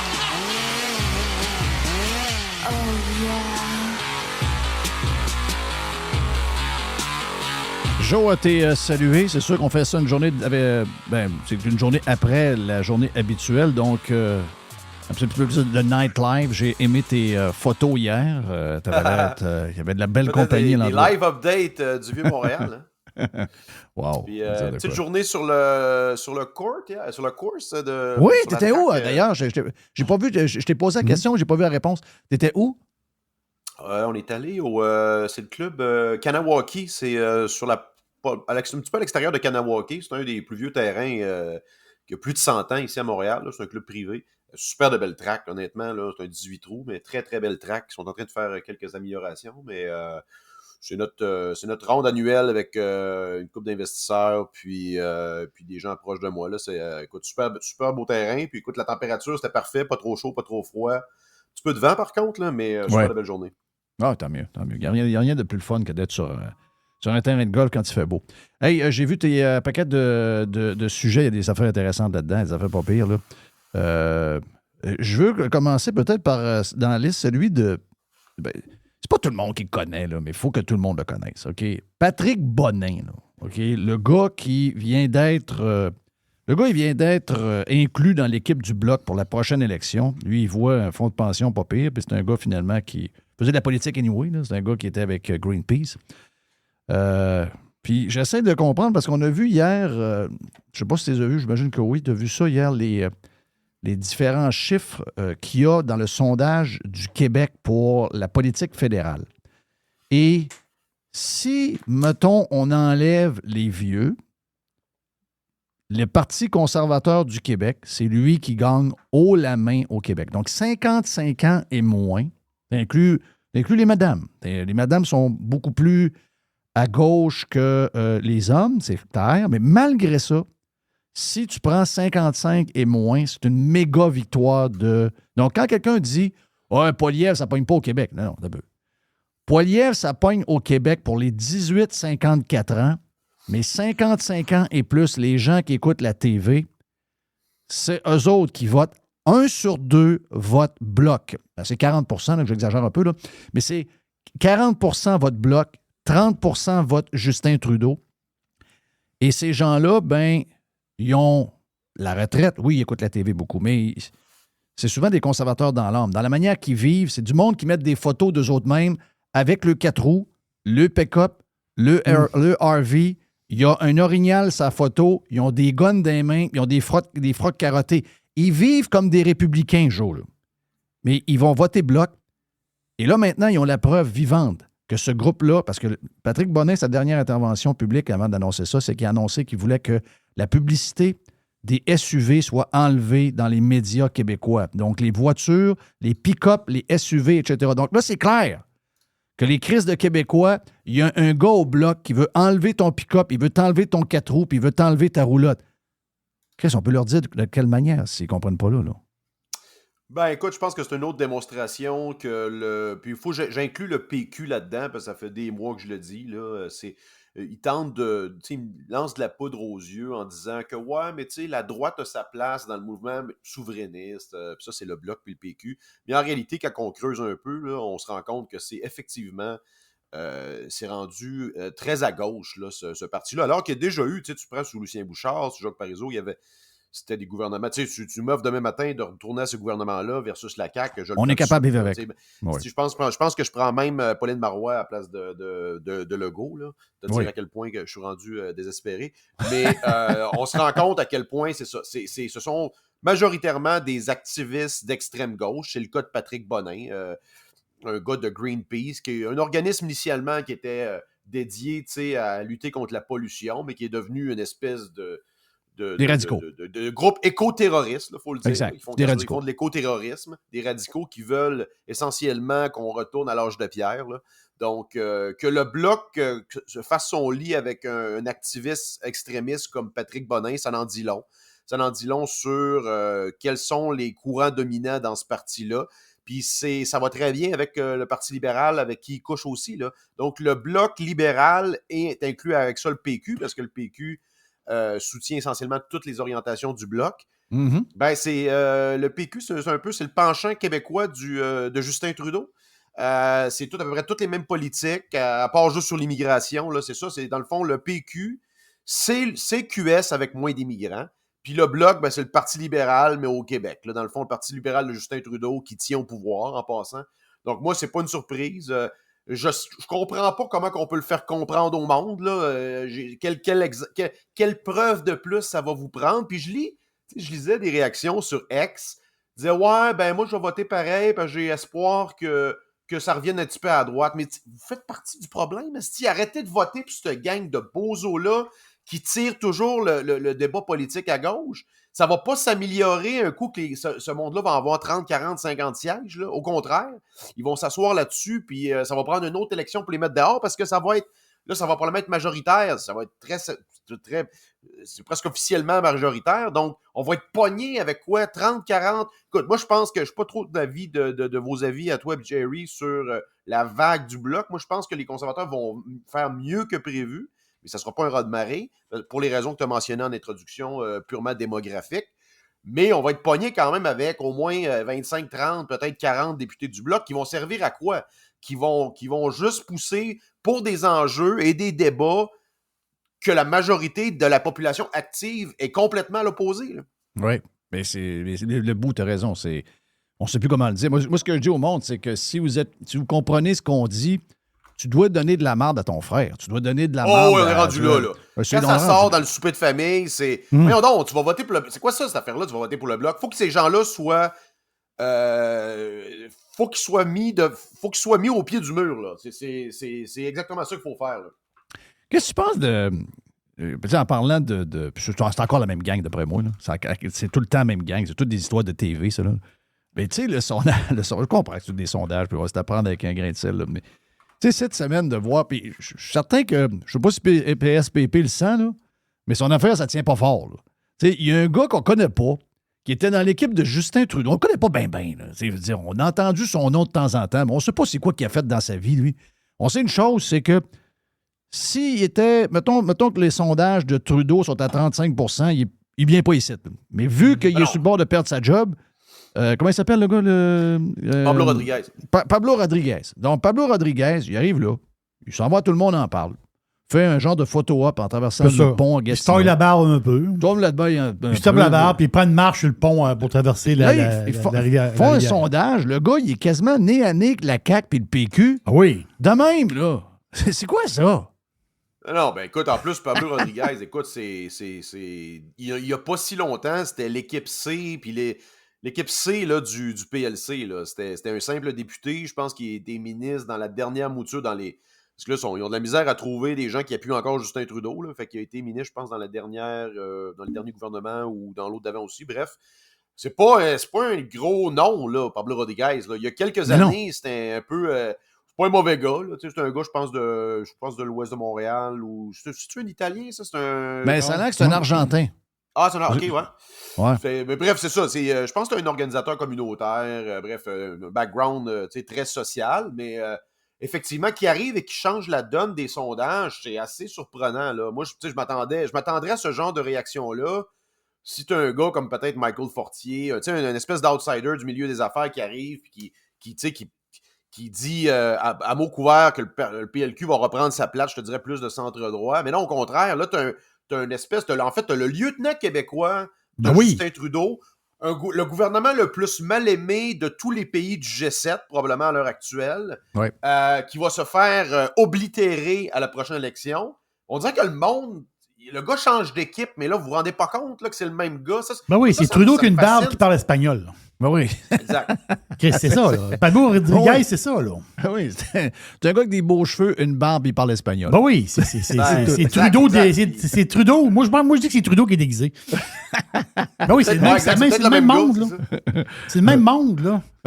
Trudeau avec la gang. Excuse-moi, cette semaine, je ne sais pas si à Montréal tu as croisé toutes ces manifestations-là quand tu te promènes, mais les manifestations pro-Palestine, il y en a à Montréal, il y en a surtout un peu à Toronto aussi, il y en a à Vancouver. Je veux dire, c'est un peu fréquent de voir ça, là, que tu peux déchirer le drapeau canadien, tu peux le coller en feu, tu peux dire que tu souhaites la mort des Canadiens, la mort des Américains, la mort d'Israël, etc. Il n'y a aucun problème. What the fuck? Puis là, l'autre qui s'en va te défendre ça en accusant Poilievre. Ah, lui, là, lors du convoi des camionneurs. Elle, va falloir, à un moment donné, je sais qu'il y a le civil qui nous protège, qui la protège, mais à un moment donné, il va falloir que quelqu'un le cale, là. Tu sais, je veux dire, c'est quand même la ministre des Affaires extérieures, là. Mais je veux dire... C'est une vraie farce. Puis, d'ailleurs, une autre comparaison incroyable, justement, quand il y avait des manifestations à Ottawa, là, très, très largement, en très grande majorité pacifique, là, puis il y avait, tu sais, il y avait des châteaux gonflables pour les enfants, il y avait des spas, c'était littéralement un festival qu'il y avait à Ottawa, là, on s'entend. Là, ça, c'était une insurrection, c'était une menace à la démocratie, mais là, on a littéralement des factions quasi-terroristes dans les rues qui brûlent le drapeau canadien, puis ça, tu sais, ils défendent ça presque à mots couverts, là, je trouve ça absolument... Ça, c'est pas le Canada qu'on connaissait. Trudeau a détruit le Canada tel qu'on le connaissait. C'est pas compliqué, là.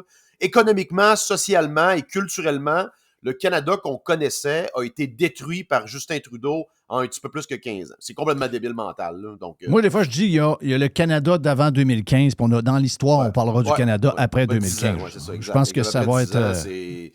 C'est ça. Écoute, puis là, ça l'a fait son temps. Je sais pas si tu as vu, il répondait à des questions, Trudeau, avec Joly. Écoute, il y avait la face basse, hein. Tu vois que... Oui. Parce que le journaliste l'a challengé un petit peu, là, disait que Gerald Butts avait dit quelque chose par rapport aux élections qui s'en venaient, puis je pense que tu vois dans leur face qu'ils savent que c'est fini, hein. Oui, puis Butts, c'était un de ses alliés très proches, un chum d'enfance, puis tout, là. Donc, même eux autres sont obligés de dire que ça achève. Mais tu sens que ça achève. C'est quoi l'histoire des bloquistes là, avec la patente des pensions de vieillesse? Ils pensent-tu vraiment faire du ménage avec ça? Y a-tu un plan pour jouer une jambe de game? Parce que finalement, on n'a pas le moyen de payer ça. Là. On est 45 milliards en déficit. La dette a doublé, etc. On n'a pas le moyen de payer 1 milliard de plus. Sinon, à un moment donné, il y a des gars avec des valises qui vont descendre d'un jet, vont venir nous avertir. Là. Est-ce qu'il y a un plan avec les libéraux? C'est quoi qu'ils font? Là? C'est une pièce de théâtre, ça, là? Ben, c'est exactement, c'est une pièce de théâtre, c'est purement politique. Puis c'est là que tu vois, puis je le répète tout le temps, il faut arrêter de penser que ces gens-là, c'est des gens purement rationnels qui vont tenter de prendre les meilleures décisions pour optimiser, si on veut, la société canadienne. Non, ils vont défendre leur base politique, ils vont tenter de faire des gains dans la game politique pour être couverts dans les médias, pour montrer qu'ils sont des bons politiciens en général. Et même si ça a des conséquences désastreuses au niveau financier, sur les 5, 10, 15, 20 prochaines années, ça ne les dérange pas, tant qu'ils ont un petit win à court terme. Et ça, c'est juste en politique que tu as des incitatifs comme ça. Dans les autres domaines, dans le privé, dans le sport, même dans les arts, là, tu ne peux pas faire des gains à court terme en sacrifiant les gains à long terme. Ça arrive pas ailleurs. Ça, c'est un domaine qui est vraiment à part des autres, puis il faut vraiment que les gens le perçoivent comme ça. Puis c'est purement ça que Blanchette fait. En fait, il veut montrer que on a eu des gains pour le Québec. Mais en réalité, si tu voudrais avoir des gains pour le Québec, tu crisserais ce gouvernement-là dehors. Ben oui. Parce qu'un gouvernement conservateur va être meilleur pour le Québec. Un gouvernement conservateur, comme sous Stephen Harper, puis ça va l'être encore sous Pierre Poilievre, c'est un gouvernement qui est moins centralisateur, c'est un gouvernement qui va respecter plus les champs de compétences du Québec, c'est un gouvernement qui avait reconnu à l'époque la nation québécoise distincte du Canada, de la nation canadienne dans son ensemble en général. Donc, de façon objective, un gouvernement conservateur serait meilleur pour le Québec qu'un gouvernement libéral à l'heure actuelle. Et ça, je veux dire, c'est fou de voir, en fait, qu'ils maintiennent ce gouvernement-là en place. Il faut le remettre dans la face tous les jours. Il faut ressortir des photos de Mélanie Joly puis PSPP à tous les jours. Il faut constamment leur remettre dans la face qu'ils maintiennent le gouvernement libéral au pouvoir. Et ça, c'est inacceptable à l'heure actuelle. Il n'y a plus personne qui veut ici. Écoute, c'est rendu... les conservateurs dominent... Tantôt, tu parlais d'un sondage au Québec, mais au Canada, c'est jamais arrivé. Là. Les conservateurs dominent dans toutes les catégories d'âge. Ils dominent dans toutes les deux sexes. il y a plus d'immigrants que de gens nés au Canada qui appuient les conservateurs. Il n'y a jamais eu des sondages comme ça pour les conservateurs. Il n'y a littéralement plus personne à part les attachés politiques. Puis peut-être, je ne sais pas qui d'autre là, qui veulent garder Justin Trudeau au pouvoir. Ouais. Écoute, la photo de PSPP que tu as mis avec Mélanie Joly. Mais c'est spécial pareil. Tu vois que, tu sais, quand on dit que c'est un parti, c'est loin d'être faux. Il y en a qui disent, vous exagérez un peu. Non, c'est un parti, que ce soit au provincial ou au fédéral. C'est la même gang. Ces gens-là sont capables de passer de un à l'autre sans problème, incluant les souverainistes. Les souverainistes sont capables de faire équipe avec les libéraux, les pires fédéraux qu'il n'y a pas. Hey, on change de sujet, Joe. On revient plus local au Québec. L'histoire du projet de tramway au Québec semblerait que la Caisse de dépôt, il ne faut pas oublier que la Caisse de dépôt a investi énormément de notre argent dans Alstom. Et tout, comme par hasard, la Caisse de dépôt s'intéresse à des projets publics dans lesquels elle ne fera aucun rendement. Si, voyons donc, il n'y aura pas de rendement là. Il n'y aura rien. Ça va être de la dépense pure. Et il semblerait que ça va être la genre de pièce maîtresse pour permettre au projet. Puis là, en même temps, on torpille, on booste le projet de tramway. En même temps, on prend un genre de sondage provincial où on dit le troisième lien, les Québécois n'y croient plus. Moi, la stratégie des médias, là, je la trouve dégueulasse, mais il faut le dire, elle marche. Mais revenons sur le tramway. C'est un plan machiavélique qui s'en vient là au niveau financier avec toute cette gang-là. Là. Écoute, Conspi Jeff est de retour. Puis j'ai vu plusieurs personnes partager cette analyse-là. Moi, je crois pas que c'est ça, là, la motivation principale. Moi, je pense qu'il se débarrasse de cette patate chaude-là dans la cour de CDPQ Infra. CDPQ Infra, ça devrait être démantelé en passant. Je le dis tout le temps, là, c'est une créature des libéraux de Couillard. La Caisse de dépôt n'a rien à crisser dans le transport comme designer, comme opérateur, qui finance des projets d'autoroutes privées puis des ponts comme le font d'autres fonds de pension puis dans les pipelines, fine, mais c'est pas sa mission de développer des projets comme ça. Ça n'a pas rapport, premièrement. Puis je pense que la CAQ, principalement Geneviève Guilbeault, qui tente de... Parce que ça a eu une pas pire ride dans les derniers mois, là, avec... s'est fait humilier un peu par les conservateurs de Poilievre. Elle n'a plus vraiment d'avenir politique. Cette femme-là, il y a des élections demain matin, elle est battue dans son propre comté. Donc, elle tente de... Exactement comme je t'ai dit tantôt avec Blanchette, elle tente de faire un coup d'éclat, si tu veux, dans le théâtre politique pour dire, regardez, là, j'ai pris le contrôle du dossier, la Caisse va s'occuper de ça, mais en réalité, il se débarrasse ça dans la cour de la Caisse parce que le financement n'est pas bouclé de ça. Poilievre est élu et il a répété, pas une scène pour le tramway. Donc, est-ce que c'est juste la Ville de Québec puis le gouvernement du Québec qui va financer ça? Comment va être attaché ce financement-là? Fait que je pense qu'ils veulent pas porter l'odieux de se faire dire non par le fédéral quand Poilievre va être PM. Donc, en garochant ça dans la cour de la Caisse, ils vont comme un peu faire, regardez, nous, on avait confié ça à la Caisse, puis là, il n'y a pas de financement, fait que le projet n'aura pas lieu. Là. Je pense que c'est ça, généralement, la stratégie. Oui, mais au niveau business, c'est quoi l'intérêt de la Caisse? Il n'y a aucun intérêt, Asti. Vous pouvez investir dans les bons du Trésor à 4%. Vous allez bâtir un train de 5, 6, 7, 8, 10 milliards qui va probablement se payback dans 20 ans? Avec un achalandage, avec une population qui diminue puis qui vieillit au centre-ville. Mais ce monde-là pense comment, là? Voyons donc. Oui. Donc, c'est quoi? C'est juste... Donc, ça veut dire que la Caisse de dépôt, c'est bourré de politique, là. On a toujours dit la Caisse de dépôt, c'est à part, c'est 100% politique. C'est 100%. La plupart des gens qui sont au top de ça doivent leur job aux politiques. Oui, il y a des... Tu sais, comme je pense qu'il y a probablement des bons traders, il y a des bons gestionnaires quelque part là-dedans. Je veux dire, il y a un certain rendement. Ils détiennent... Jeff, je pense qu'ils ont combien de dizaines, voire centaines de milliards en équité de grandes compagnies. D'ailleurs, les Microsoft de ce monde payent les rentes là, au Québec. Là. C'est des compagnies de même. C'est le rendement de ces sociétés-là qui payent. Puis le pétrole, pourquoi ils ne se tiennent pas juste à ça? Ça devrait être juste ça, là, la Caisse. Ça devrait être juste ça. Son objectif premier, ça devrait être de maximiser le rendement de l'avoir des déposants. Puis tout le fucking reste, tu me mets ça dehors. Je te le dis, le ménage qu'on ferait là-dedans, là, les back Rubbermaid stackés dans l'entrée, ça serait incroyable. Là. Ouais. Je fais une razzia là-dedans là, en 1 avant-midi. Non, tu le dis, là, elle... À Fouera. Après ça, on lunch au Moïchus, direct en bas. Là. mais elle, là, c'est quoi qu'elle voit pas, là? Je veux dire, c'est d'aller... OK, parfait. Peut-être qu'elle a un espoir, à un moment donné, peut-être qu'elle ne le voit pas comme toi. Elle se dit « Oh non, la CAQ va peut-être passer à la trappe, mais je suis peut-être la dernière Mohican. C'est moi qui va rester jusqu'à la fin.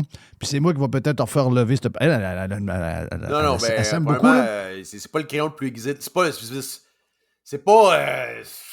Non, je comprends. Les gens qui sont pas très impressionnants là, en partant. Voilà, là. Ces gens-là, en dehors du contexte spécial qui a fait élire la CAQ, parce que rappelez-vous, c'est quoi la CAQ, là? La CAQ était comme dans le peloton, puis tout le monde s'est planté en avant, puis la CAQ a passé en avant. Là. C'est ça, là. C'est ça qui est arrivé avec la CAQ.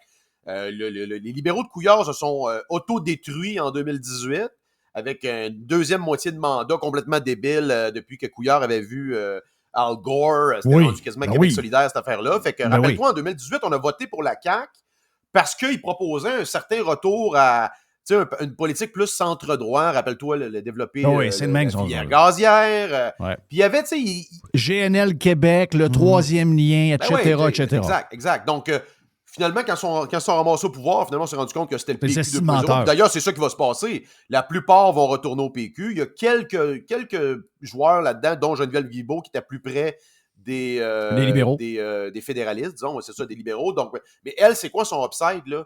Elle va traverser. Les conservateurs n'en veulent pas. Oui, mais elle, là, si c'est elle qui règle le tramway, c'est fini, là. Elle est finie, là. C'est quoi cette affaire-là? Je veux dire, la dernière. Mais elle règle pas, c'est ça que je te dis, elle s'en débarrasse. Là. Elle vient de dégager dans le fond de la zone. OK, là. c'est ça que tu dis. OK, ça qu'elle parfait. vient de faire, là. OK, dans ce qu'elle disait, OK, c'est pas à moi, parfait, mettez-moi pas responsable de ça, c'est pas moi qui gère ça. OK. Puis en même temps, ça donne comme l'impression qu'elle règle de quoi, là, tu comprends? C'est toujours une question de perception là-dedans. Puis ça doit être drôle. Écoute, je payerais cher pour voir les discussions, parce que là, avec les sondages actuels, la CAQ, ça doit commencer à brasser en coulisses, là. Là, il doit y avoir de la discorde. Legault, on ne sait plus trop quand est-ce qu'il va partir, il reste-tu. Tu sais, un parti qui descend, c'est là que tu vois que ça doit être vraiment spécial. Là, tu dois avoir un peu des doux solitaires un peu qui veulent décoller puis faire leur propre affaire. L'annonce de ça, d'ailleurs, ça a-tu été comme... Il y a probablement une couple de députés puis de ministres qui l'ont appris par les journaux là, le matin, là, cette affaire-là. Ouais. Moi, comment tu trouves... parce que là, il est comme poigné on dirait qu'il marche dans du beurre. Quand il parle de l'immigration, on sait pas... on est un peu fourré au Québec, là, je veux dire. On fait plus d'enfants, on est vieux, on veut plus travailler, on veut prendre notre retraite à 52 ans, mais on veut se faire torcher le cul à l'hôpital, on veut avoir du monde qui nous serve quand on a besoin d'eux autres pour retaper à la maison, etc., etc. Donc, mais en même temps, on veut pas d'immigrants. Je ne sais pas qu'est-ce qui se passe, ben. Lui, il est comme pogné avec... Peu importe le bord qu'il va prendre, il est fourré. C'est quoi ce dossier de marde-là? Comment ça va? Comment est-ce qu'on va dealer ça? Moi, j'ai toujours dit, c'est dans le choix des immigrants que tu prends que souvent tu vas avoir un succès ou non. Moi, je pense qu'on a une affiliation normale avec les gens de l'Amérique centrale, l'Amérique du Sud, etc. Mais de par le fait français, on est allé piger dans des talles. Puis il y a du bon monde là-dedans, attention, là. Mais il y a des affaires qui fitent plus ou moins. Puis on le voit dans les manifestations, etc., etc. Il y a des affaires que, au niveau religieux, ça ne fit pas. On n'a pas de fit à ce niveau-là. Puis eux autres ont probablement des aspirations beaucoup plus grandes que qu'est-ce qu'on pense. Mais c'est un bot. Les Québécois n'en veulent pas. Je me mets en position même de Éric Duhaime. Me mets en position... Tout le monde qui touche à ce dossier-là risque de se fourrer bien raide. Et ça, c'est en train de caler la CAQ. Ils sont calés avec l'histoire du 5 millions, là. Mais c'est l'immigration qui va les fourrer. C'est probablement ce qu'il faut Trudeau aussi. Mais c'est un méchant dossier de merde, ça, là. Ouais, puis c'est nord-américain aussi. Tu vois, c'est quand même un des enjeux de l'élection américaine. C'est un enjeu qui est dur à discuter parce que c'est souvent un peu comme l'avortement. C'est souvent vu comme blanc ou noir. Pas d'immigrants alors que ça l'est pas. Les frontières complètement ouvertes. Je pense que c'est pas ça le point. Le point, c'est... Premièrement, on en a besoin parce qu'il y a, au point de vue démographique, on fait moins d'enfants qu'avant. Fourré raide. Puis la population est vieillissante. Donc, je vais te dire...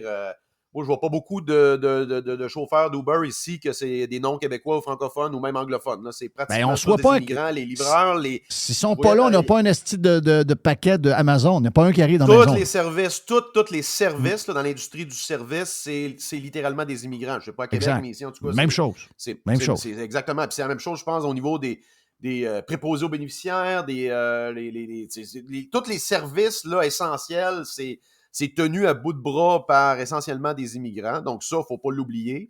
En même temps, il ne faut pas juste les caractériser comme une main-d'œuvre comme ça. Là. Je veux dire, il y a quand même. Ces gens-là, ils ont des enfants qui viennent à l'université ici puis qui font d'autres choses. Là, qui vont, tu sais, ces gens-là, c'est des Québécois à part entière là, à partir du moment qu'ils sont ici. Donc, c'est un enjeu qui est. C'est un enjeu de marde, en fait. C'est ça. Oui. Tu sais, tu peux. Et ça a toujours été la question, je pense, l'immigration illégale. Puis l'immigration, comme Trudeau le fait, je pense qu'il y a clairement une stratégie politique derrière ça, comme les démocrates le font, comme certains pays européens l'ont fait, pour carrément booster. Tu sais, tu as un aspect aussi là-dedans de diluer la dette versus le PIB. Là. Quand la population augmente, le ratio est dilué par l'augmentation drastique de la population. Donc, on peut être conspu un peu là-dessus, mais en réalité, il ne faut jamais perdre de vue qu'on a besoin de nouveaux mondes. Puis, tu sais, tu regardes des pays comme l'Afrique, je pense que la majorité de la population en bas de 30 ans, là, veut dire, ils ont une pyramide démographique qui est complètement inverse que la nôtre. Je pense que je lisais quelque chose, qu'un tiers des ingénieurs dans les prochaines 20 ans vont venir de l'Afrique. Donc, c'est incroyable. Là. Le portrait global du marché du travail change complètement.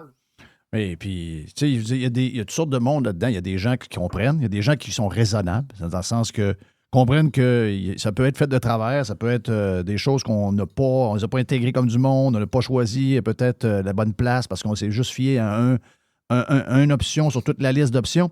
Mais je veux dire, on peut pas. Tu sais, des fois, je lis des gens et je me dis, voyons, c'est bon, alors, je comprends que peut-être un fond raciste, là. Mais je veux dire, Simonac, il faut le comprendre, le côté économique. Ah, c'est du cheap labor. C'est pas du cheap labor. Le gars qui est engagé chez CGI gagne 75 000, 100 000, 110 000 aussi. D'autres, les gens qu'on engage à tempête, ils nous coûtent plus cher que des Québécois parce qu'il faut payer l'agence, il faut payer le logement, il faut payer... Oui. C'est pas vrai que c'est du fucking cheap labor, mais la vérité, c'est que les 14 qu'on a, si on les a pas, le terrain de golf, il n'a pas été bâti. Il n'y a personne qui... Il n'y en a pas. Il n'y a pas de terrain de golf. C'est pas compliqué. Donc, si c'est un domaine que moi, je connais, j'imagine pour d'autres dans la restauration, les services avec les hôpitaux, etc., les personnes âgées ont besoin de se faire soigner par du monde à un moment donné. Chris, tu essaies de parler à quelqu'un qui est, je veux dire, carrément anti-immigration. Je ne dirais pas raciste, là, mais carrément anti-immigration. C'est des gens souvent qui demandent à arrêter de travailler le bonheur. C'est des gens qui ne veulent pas travailler toute la semaine. C'est des gens qui veulent avoir tous les services du monde gratis. C'est des gens qui veulent que quand ils appellent un plombier qui vienne dans 1 heure, là, je dis, voyons, mais Chris, ça ne peut pas arriver. Tu as fait 2 enfants, puis ton voisin n'a pas fait. Tu as un problème démographique. Mais ils veulent. Je ne sais pas si on a de la misère avec les stats ou les matchs, je ne sais pas, là, mais il y a ce côté-là que les gens comprennent pas. Ça, c'est la frange, tu sais, la frange nationaliste carrément ethnique là, du PQ puis du Bloc, puis ça détonne un peu sur la CAQ également. Tu sais, ça, il y a... Puis pour eux, la droite, c'est ça. Il y a de la place pour la droite, mais tu te rends compte que ces gens-là n'ont aucune considération économique. Le fait qu'on est minoritaire en Amérique du Nord puis qu'on devrait évoluer dans un contexte nord-américain et non un contexte imaginaire où on fait comme partie de l'Europe. Là. Oui. Quand tu parles à ce monde-là, on fait comme partie de l'Europe. Maintenant, Oui. Notre voisin, Exact. c'est New York, le New Hampshire puis l'Ontario. Voilà. Okay? Fait qu'on peut-tu agir comme on peut-tu agir comme une nation, un État nord-américain, Oui, et avoir des c'est ça, infrastructures qui sont compatibles avec le mode de vie nord-américain et arrêter de vouloir vivre comme à fucking Copenhague, là. Quand moi je reviens du Kentucky, là, les routes régionales, puis j'en ai parlé ça déjà la dernière fois, les routes régionales, tu sais, les petites routes pour aller entre autour de Lexington, c'est à peu près gros comme Québec, là, à peu près 500-600 000 de population métro, là. Puis tu sors un petit peu de la ville, puis écoute, tu vas mettre un petit village à côté, on est allé voir les distilleries, tout ça. Oh oui. Là, t'es pas l'autoroute nationale, là. Tu sais, là-bas, c'est plus les chiffres plus bas, là, mais tu sais, comme la 95 et compagnie, 87, ça, c'est les autoroutes nationales. Mais les petites routes régionales, Jeff, c'est 2 voies chaque bord avec un terre-plein dans le milieu. C'est comme la 20 et la 47, là. Oui. Ça, c'est des routes régionales, là. Puis là, on est là-dessus, il n'y a pas un char. Hein? Ben, c'est sûr que ça devient plus actif là, sur les heures de pointe, mais tu dis, aïe, aïe. Puis il y a une espèce de deux. En fait, à Lexington, là, il y a deux périphériques concentriques. C'est-à-dire qu'il y a un premier périphérique puis il y a un deuxième périphérique. Incroyable. Fait que tu te rends n'importe où dans la ville. C'est incroyable. Là. La grosseur de la ville, c'est pas super grand, mais mettons, où les chevaux, nous, c'était à l'extérieur de la ville. Là. C'est un genre de grosse écurie. Fait que maintenant, on dit, on va aller essayer ce restaurant-là qui est comme l'autre côté de la ville. Mais Oui. dans un temps comme ici, mettons Montréal, il faudrait que tu passes à travers de la ville, Québec, même affaire. Mais là, tu pognes le périphérique extérieur, puis tu es là en genre 8 minutes, puis tu fais 20 km. Oui, Ici, c'est ça. tu fais 4 km, ça prend 25 minutes. Exact. Voilà pour Joe Hamel, version de Radio Pirate pour les cheap. On a plus de Joe, une autre demi-heure de plus. Ouais, peut-être un 20-25. Sur la version Prime de Radio Pirate. Allez vous inscrire sur radiopirate.com et vous allez pouvoir l'écouter sur toutes les applications que vous aimez, dont entre autres Spotify, sans problème. Radio Pirate. Faites partie de la révolution. RadioPirate.com. A definite breakthrough step in home entertainment.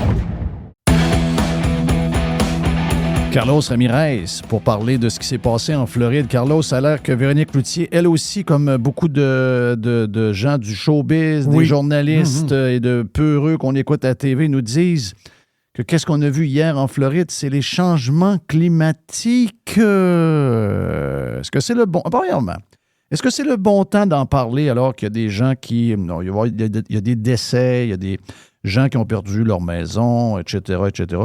On pourrait pas se garder dans une petite gêne d'attendre une petite semaine avant de faire les hosties de patentes politiques. Es-tu d'accord avec ça, qu'il y a comme un timing pour parler de ça?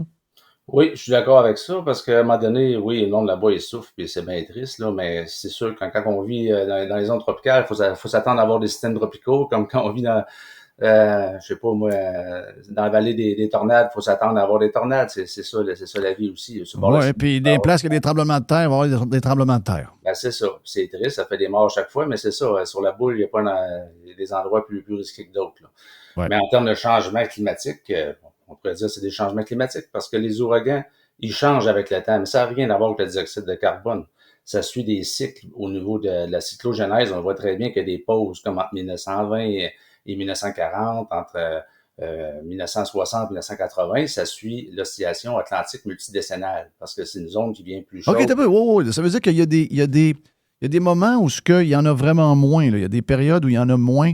Parce que quand on regarde le tableau sur à peu près 200, 300 ans, il y a une certaine variation, mais pas rien qui nous montre que c'est pire aujourd'hui que c'était avant. Là. Mais il y a des moments où il y a vraiment des pauses. Oui, ben pas des pauses, ça arrête jamais. C'est juste qu'il y en a un peu moins et un peu moins de puissante parce qu'il tire moins d'énergie de l'océan. Là, c'est même on regarde au 19e siècle, à la fin du 19e siècle, l'oscillation atlantique multidécennale à son pic de positivité sur 20 ans. Il y a eu encore là des ouragans majeurs. Puis des fois, c'est sûr qu'à l'époque, ils étaient moins bien répertoriés parce qu'il y en a qui restent dans l'océan, d'autres qui touchent la côte aux États-Unis. Puis avant 1900, la Floride, le Texas, c'était pas grand monde là. C'est ça. Ça fallait attendre. Donc ça arrivait, on ne le savait pas. Mais il y a ça aussi en passant, là. Toutes les images qu'on voit il y a 20 ans, là, il y a 15 ans, quand il arrivait ces événements-là, si la caméra de télévision du poste de TV local ne la saisissait pas, on ne voyait rien de ça. Aujourd'hui, il y a des dizaines de millions de personnes qui ont une caméra sur eux et qui filment tout ce qu'il y a. Les dommages, un genre de cyclone, de tornade qui se promène, etc. Toutes des choses qui, avant, on n'était pas capable de voir. Donc, juste ça, la facilité d'avoir l'info, de voir les dommages, etc. Parce que, tu sais, la TV, à un moment donné, il y avait juste 24 heures d'une journée. Pouvait pas, puis il y avait juste 3-4 équipes sur le chemin avec une caméra. Ils ne peuvent pas tout te montrer. Mais aujourd'hui, c'est à l'infini. Donc ça donne... Il y a une patente de perception aussi là-dedans. Me trompes-tu? Non, absolument. Ça, c'est clair. Je pense que tout le monde est d'accord là-dessus. On a beaucoup plus d'observations aujourd'hui, puis ça va de soi. Mais faire toutes sortes d'amalgames, puis mettre ça... Il n'y a pas personne qui fait des prévisions météorologiques en regardant le niveau de CO2 dans l'atmosphère.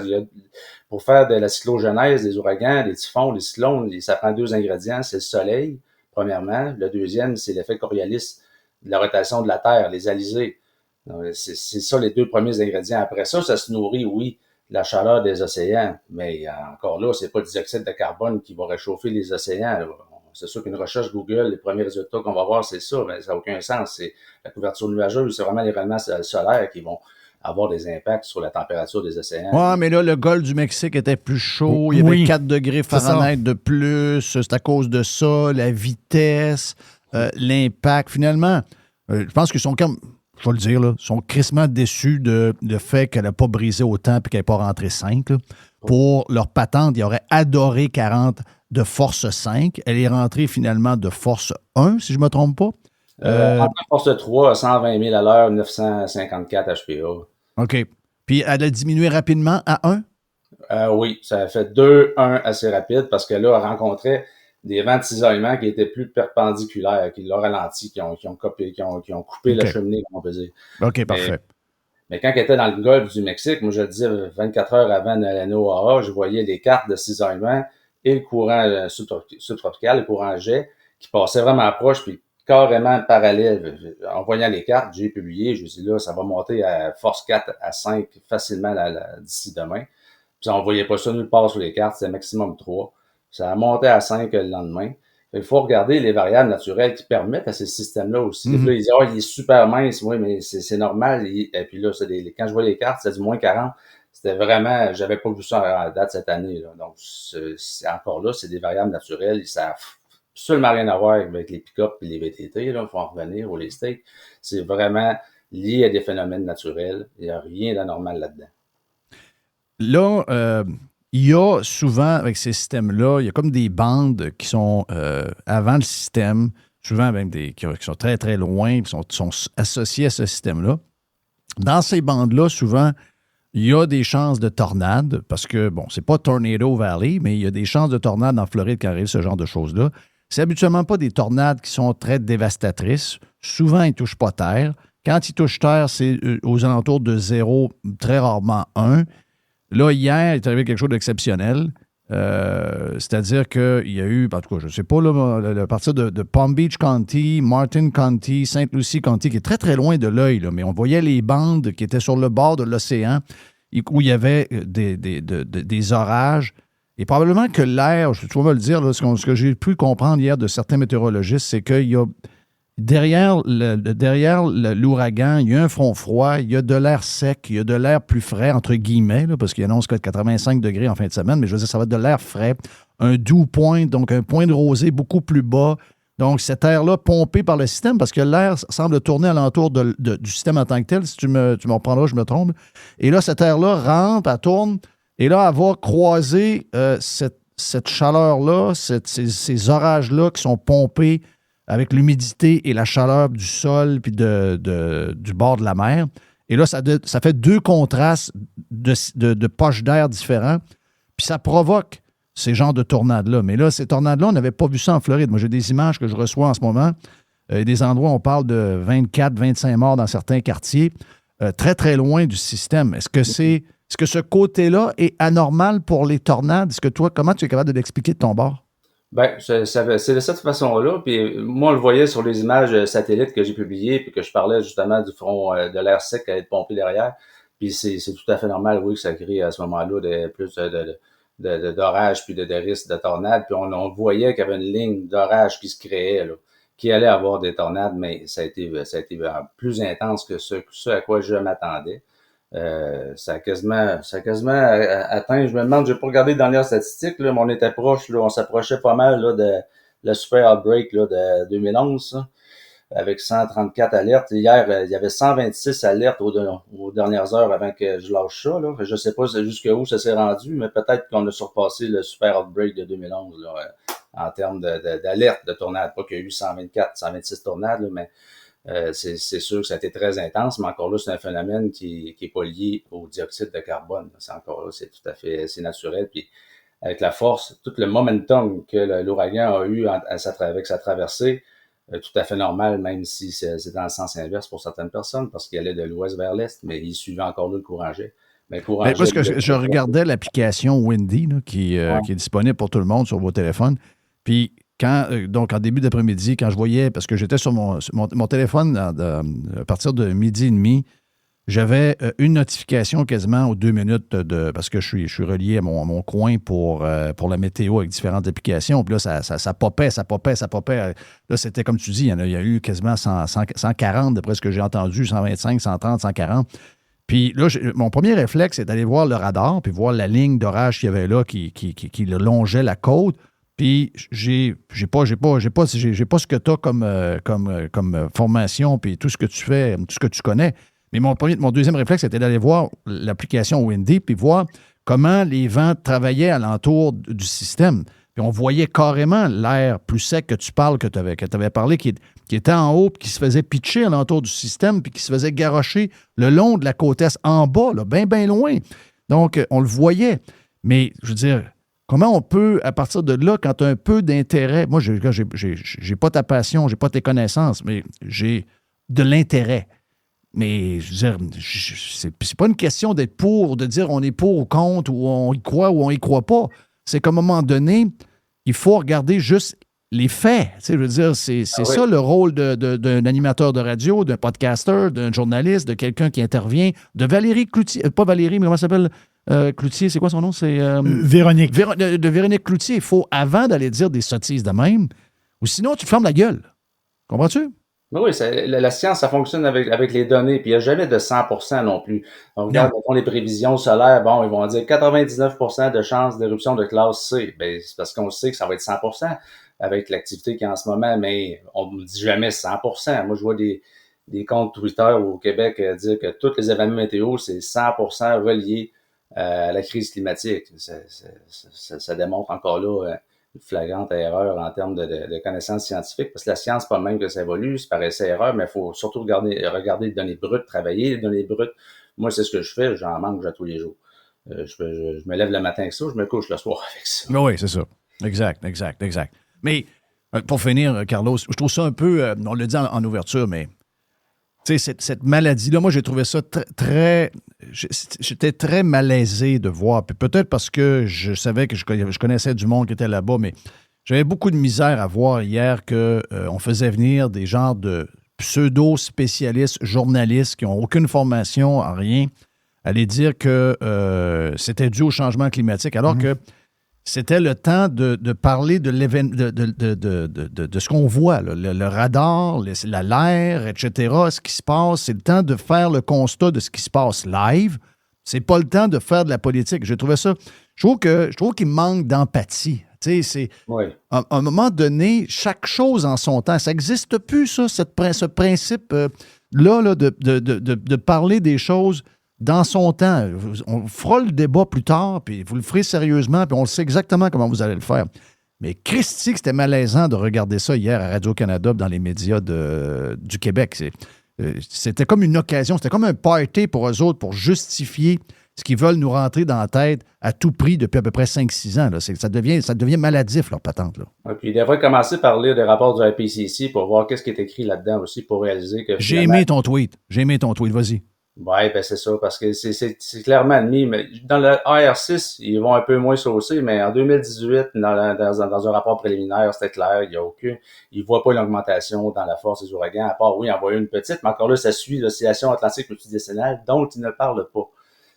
Donc, parce qu'ils parlent un peu tout le temps des deux bords de la bouche, mais encore là, dans les rapports du GIEC, c'est clairement dit qu'ils ont très peu de confiance comme quoi qu'il y a eu une augmentation au niveau des ouragans. C'est ça les faits. Donc, c'est le propre rapport sur lequel il s'accote à tout bout de champ pour dire, regardez, le GIEC le dit. Le GIEC a justement dit qu'il n'y a pas de lien entre les ouragans, quoi que vous pensez qu'il y en a plus ou qui sont plus forts qu'avant, et les changements climatiques. À leurs yeux, ça touche un paquet de choses, mais il n'y a pas de lien avec les changements climatiques. Thank you, Carlos. Toujours un plaisir de t'avoir. Toujours un plaisir de te parler. Hey, on est-tu prêt pour lancer le week-end, mon ami Jerry? On est prêt, certain. L'aubergiste suit. Yeah. Jeff Fillion. Hey, l'aubergiste, c'est le week-end.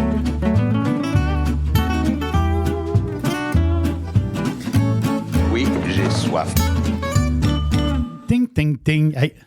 L'aubergiste, on est prêt. Oui, j'ai une pensée pour Paquebot et Julie, les pirates de l'Australie. J'ai une pensée pour Sylvain Leboeuf, pas de haut. Sylvain Leboeuf, pas de haut. Pirate australien. Je m'en vais chez vous aujourd'hui. C'est là qu'on s'en va. Australie. Hey, ça fait longtemps qu'on n'a pas parlé des vins australiens. Oui, ça fait longtemps. Que c'est comme peu à mode. Ben, c'est ça l'histoire. Mais il y a eu la chicane aussi. Il y a eu une genre de chicane par rapport à la SAQ vin australien. Il y a eu une patente là, dans les dernières années parce que, bon, des fois, La face, c'est que les goûts des gens changent. Puis les vins australiens, ben, veut pas. Oui, il y a de la mode. Oui, c'est carrément ça. Il y a des modes. Les vins australiens ont été un petit peu tassés. Mais les vins australiens et les vins américains du même style ont permis à beaucoup de monde de commencer à prendre du vin. C'est ça. Donc, des vins assez juicy, assez sucrés. Costaud et boisé. boisé. Beaucoup de bois, hein, beaucoup de bois. C'est un style.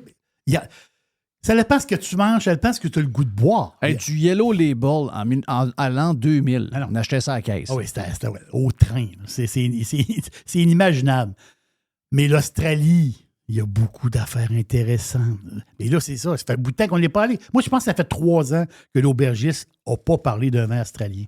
Je pense que ça fait 3 ans. Mais l'histoire, juste de même, l'histoire du vin en Australie, c'est une histoire quand même assez récente. On parle des années 1850 à peu près. C'est récent. Au début, en Australie, ben, quand ils ont planté de la vigne, c'était pour faire des sherry, des vins fortifiés. Les Britanniques, le Commonwealth. Donc, ils fabriquaient des vins fortifiés, genre le Porto, en fin de compte, des sherry, c'est ça qu'ils fabriquaient. Et avec le temps, ben, ils ont décidé de faire des vins, on dit des vins tranquilles. J'ai eu cette expression-là. Les vins tranquilles, c'est des vins ordinaires. Là. Des vins woke. C'est des vins... Non, le vin tranquille, c'est un vin qui n'est pas effervescent, puis c'est pas un vin fortifié. Un vin plate. Donc, c'est ça, mais c'est le vin qu'on boit, le vin rouge, vin rosé. C'est des vins tranquilles. Vin blanc, c'est des vins tranquilles. C'est une expression que j'aime pas beaucoup, mais quand même. Non, pas ça. Vin tranquille, c'est du vin. Quand tu vas faire une bouteille de vin, c'est ça. Donc, tu as le fortifié d'un bord, tu as les bulles de l'autre bord, puis tu as le vin tranquille de l'autre bord. Mais l'Australie, c'est quoi? C'est 2200 wineries. C'est énorme. Il y a quoi? 6000 producteurs de raisins. C'est capoté, là. Je pense qu'il y a 170 000 personnes qui travaillent dans le vin en Australie. Donc, c'est des pionniers. Les pionniers, mais c'est quand même assez récent. Une des maisons, Jeff, il y a plein de maisons tout à fait extraordinaires, mais la maison Hardy. Hardy, là, oui. c'est la famille 5e génération. Les autres, c'est la lignée. Là. Et eux autres, dans la McLaren Valley, il y a plein de spots merveilleux en Australie. Quel paradis du vin, pareil. C'est inimaginable. Mais c'est loin de chez nous. Puis souvent, beaucoup de vins australiens s'en vont en Asie. Hein. C'est leur gros... ils fabriquent beaucoup pour l'Asie. Mais la McLaren Valley, 45 minutes d'Adélaïde, au sud complètement. Très Shiraz. Très Grenache. Shiraz. Hein? Les Australiens, ils ont comme déformé le mot. C'est la Syrah, c'est le cépage. Syrah. Mais Hardy, c'est pas des farces. Ils ont des pieds de vigne de plus de 100 ans et ils font du vin avec. Là, c'est pas achetable la bouteille. Là. Mais voyez la patente un peu. Là. La tradition s'est implantée. Mais quand on parle de la Syrah, quel cépage complètement capoté. Moi, je suis un fan de Syrah, c'est sûr. Mais dans le monde entier, OK, les places là, pour la Syrah parfaite. France, Australie, Californie. Voilà. Mais je vais faire, c'est 1, 2, Californie, c'est 4 marches en bas. C'est Côte-Rôtie, la Côte-du-Rhône, Côte-Rôtie, Hermitage. OK? Ça, c'est la Côte-du-Rhône. Australie, américain. Oui, américain. Mais vraiment, la France et l'Australie pour la Syrah. C'est complètement sauté. Pourquoi que le monde aime la Syrah tant que ça? Parce que ça donne des vins d'un fruit inégalé. Là. Dans tous les cépages, rien ne compare la Syrah. Et en Australie, ils font des affaires tout à fait extraordinaires. Mais c'est ça l'histoire. C'est qu'il y a des nouvelles façons de faire.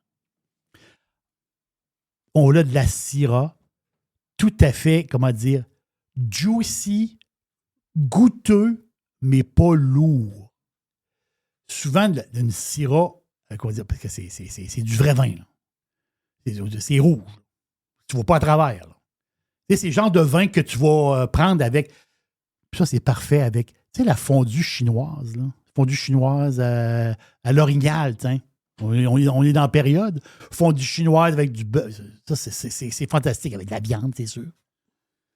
Et là, c'est les nouveaux. Si vous voulez connaître la sensation des nouveaux Syrah, de la nouvelle Syrah australienne, j'ai quelque chose pour vous. OXRD, qui vient d'arriver à la SAQ là. Fait 2 semaines, 2-3 semaines. Moi, j'ai bu, il y a 2 quilles de RD, OXRD à SAQ. La première quille, c'est la Syrah. La deuxième, c'est le Grenache. Moi, j'ai bu la Syrah. Le Grenache, je n'ai pas goûté encore. Mais j'ai bu Shiraz. C'est la Syrah. Ça n'a pas de sens. Non. Combien ça coûte? Non, ça n'a pas de sens, chef. Combien ça coûte? 34,50. Et c'est bon. Attends un peu. Il y a juste une bouteille. Oui, ça dépend combien de personnes. Mm-hmm. OK? La Syrah, c'est une bombe de fruits. Boum, c'est une bombe, boum. Là, ici, on a de la violette, du poivre, un petit peu de fumée. C'est dense, c'est riche. Et après ça, il n'y a pas de lourdeur. C'est ça l'affaire. Coté 95 points c'est la revue de vin la plus prestigieuse d'Australie, a coté le vin, RD, la Syrah. 95 points. C'est inimaginable. Jeff, ça n'a pas de sens. Ça n'a pas de sens. Problemo ou problema? Il n'y en a pas. C'est qu'il y a 13 magasins de la SAQ qui l'ont. La Syrah et le Grenache. Grenache, je n'y ai pas goûté, comme je vous dis. C'est même prix, 34 piastres. Je n'ai pas goûté Grenache encore. Ça va se faire en fin de semaine. Bonjour. Mais la Syrah, ça n'a pas de bon sens. Non, moi, je vais aller m'en racheter, ça, c'est sûr. Puis ça peut faire de dos en masse. OXRD Shiraz 2018, 34,50. Oh, ça donne un goût. Ça n'a pas de sens. Pas de lourdeur, mais full fruits, full épices, mais parfaite. Petite affaire de fumée. Donc, t'as capoté bien raide. Non. J'ai mis le genou à terre. Ça n'a pas de sens comment c'est bon. C'est du grand vin à 34 piastres. Où est-ce qu'il y en a? Vite de même. Gary la Capitale, il y en a beaucoup. Gary la Capitale à SAQ à Québec. Repentigny à Montréal. Boulevard Brien, il y en a. Val-d'Or, les pirates de Val-d'Or. Ben oui, non, toi. Oui. D'habitude, il n'y a jamais rien à Val-d'Or. Ils l'ont échappé, ça? Oui, il y a 2 caisses à Val-d'Or. Voyons. Tu restes à Val-d'Or, va t'en chercher une caisse, là. Ça, c'est sûr. OXRD Shiraz 2018. Et plus tard, je vous parlerai du Grenache. Mais celui-là, il ne faut pas le laisser aller. Là. Moi, là, aujourd'hui, après-midi, je vais m'en racheter. Là. Ça, c'est. Je passe au Guéry la Capitale. Ça ne te dérange pas de sortir à 35 pantoute. Ouais, go, non. Parfait. Non. Ça, c'est la fondue. Parce que c'est le genre de vin que tu vas prendre, justement. Tu ne vas pas caler la bouteille à toi tout seul. C'est une bouteille de vin pour 3 personnes. Parce que c'est dense, c'est riche, mais c'est pas lourd. C'est fantastique. Ça lance ce week-end, mon ami. Yes, sir. Tu donnes le goût, moi qui n'ai pas très vin rouge. OX RD Shiraz 2018. Thank you, man. Bon week-end. Le week-end est lancé officiellement. C'est fait. Bon football à soir. Hey, l'aubergiste, c'est le week-end.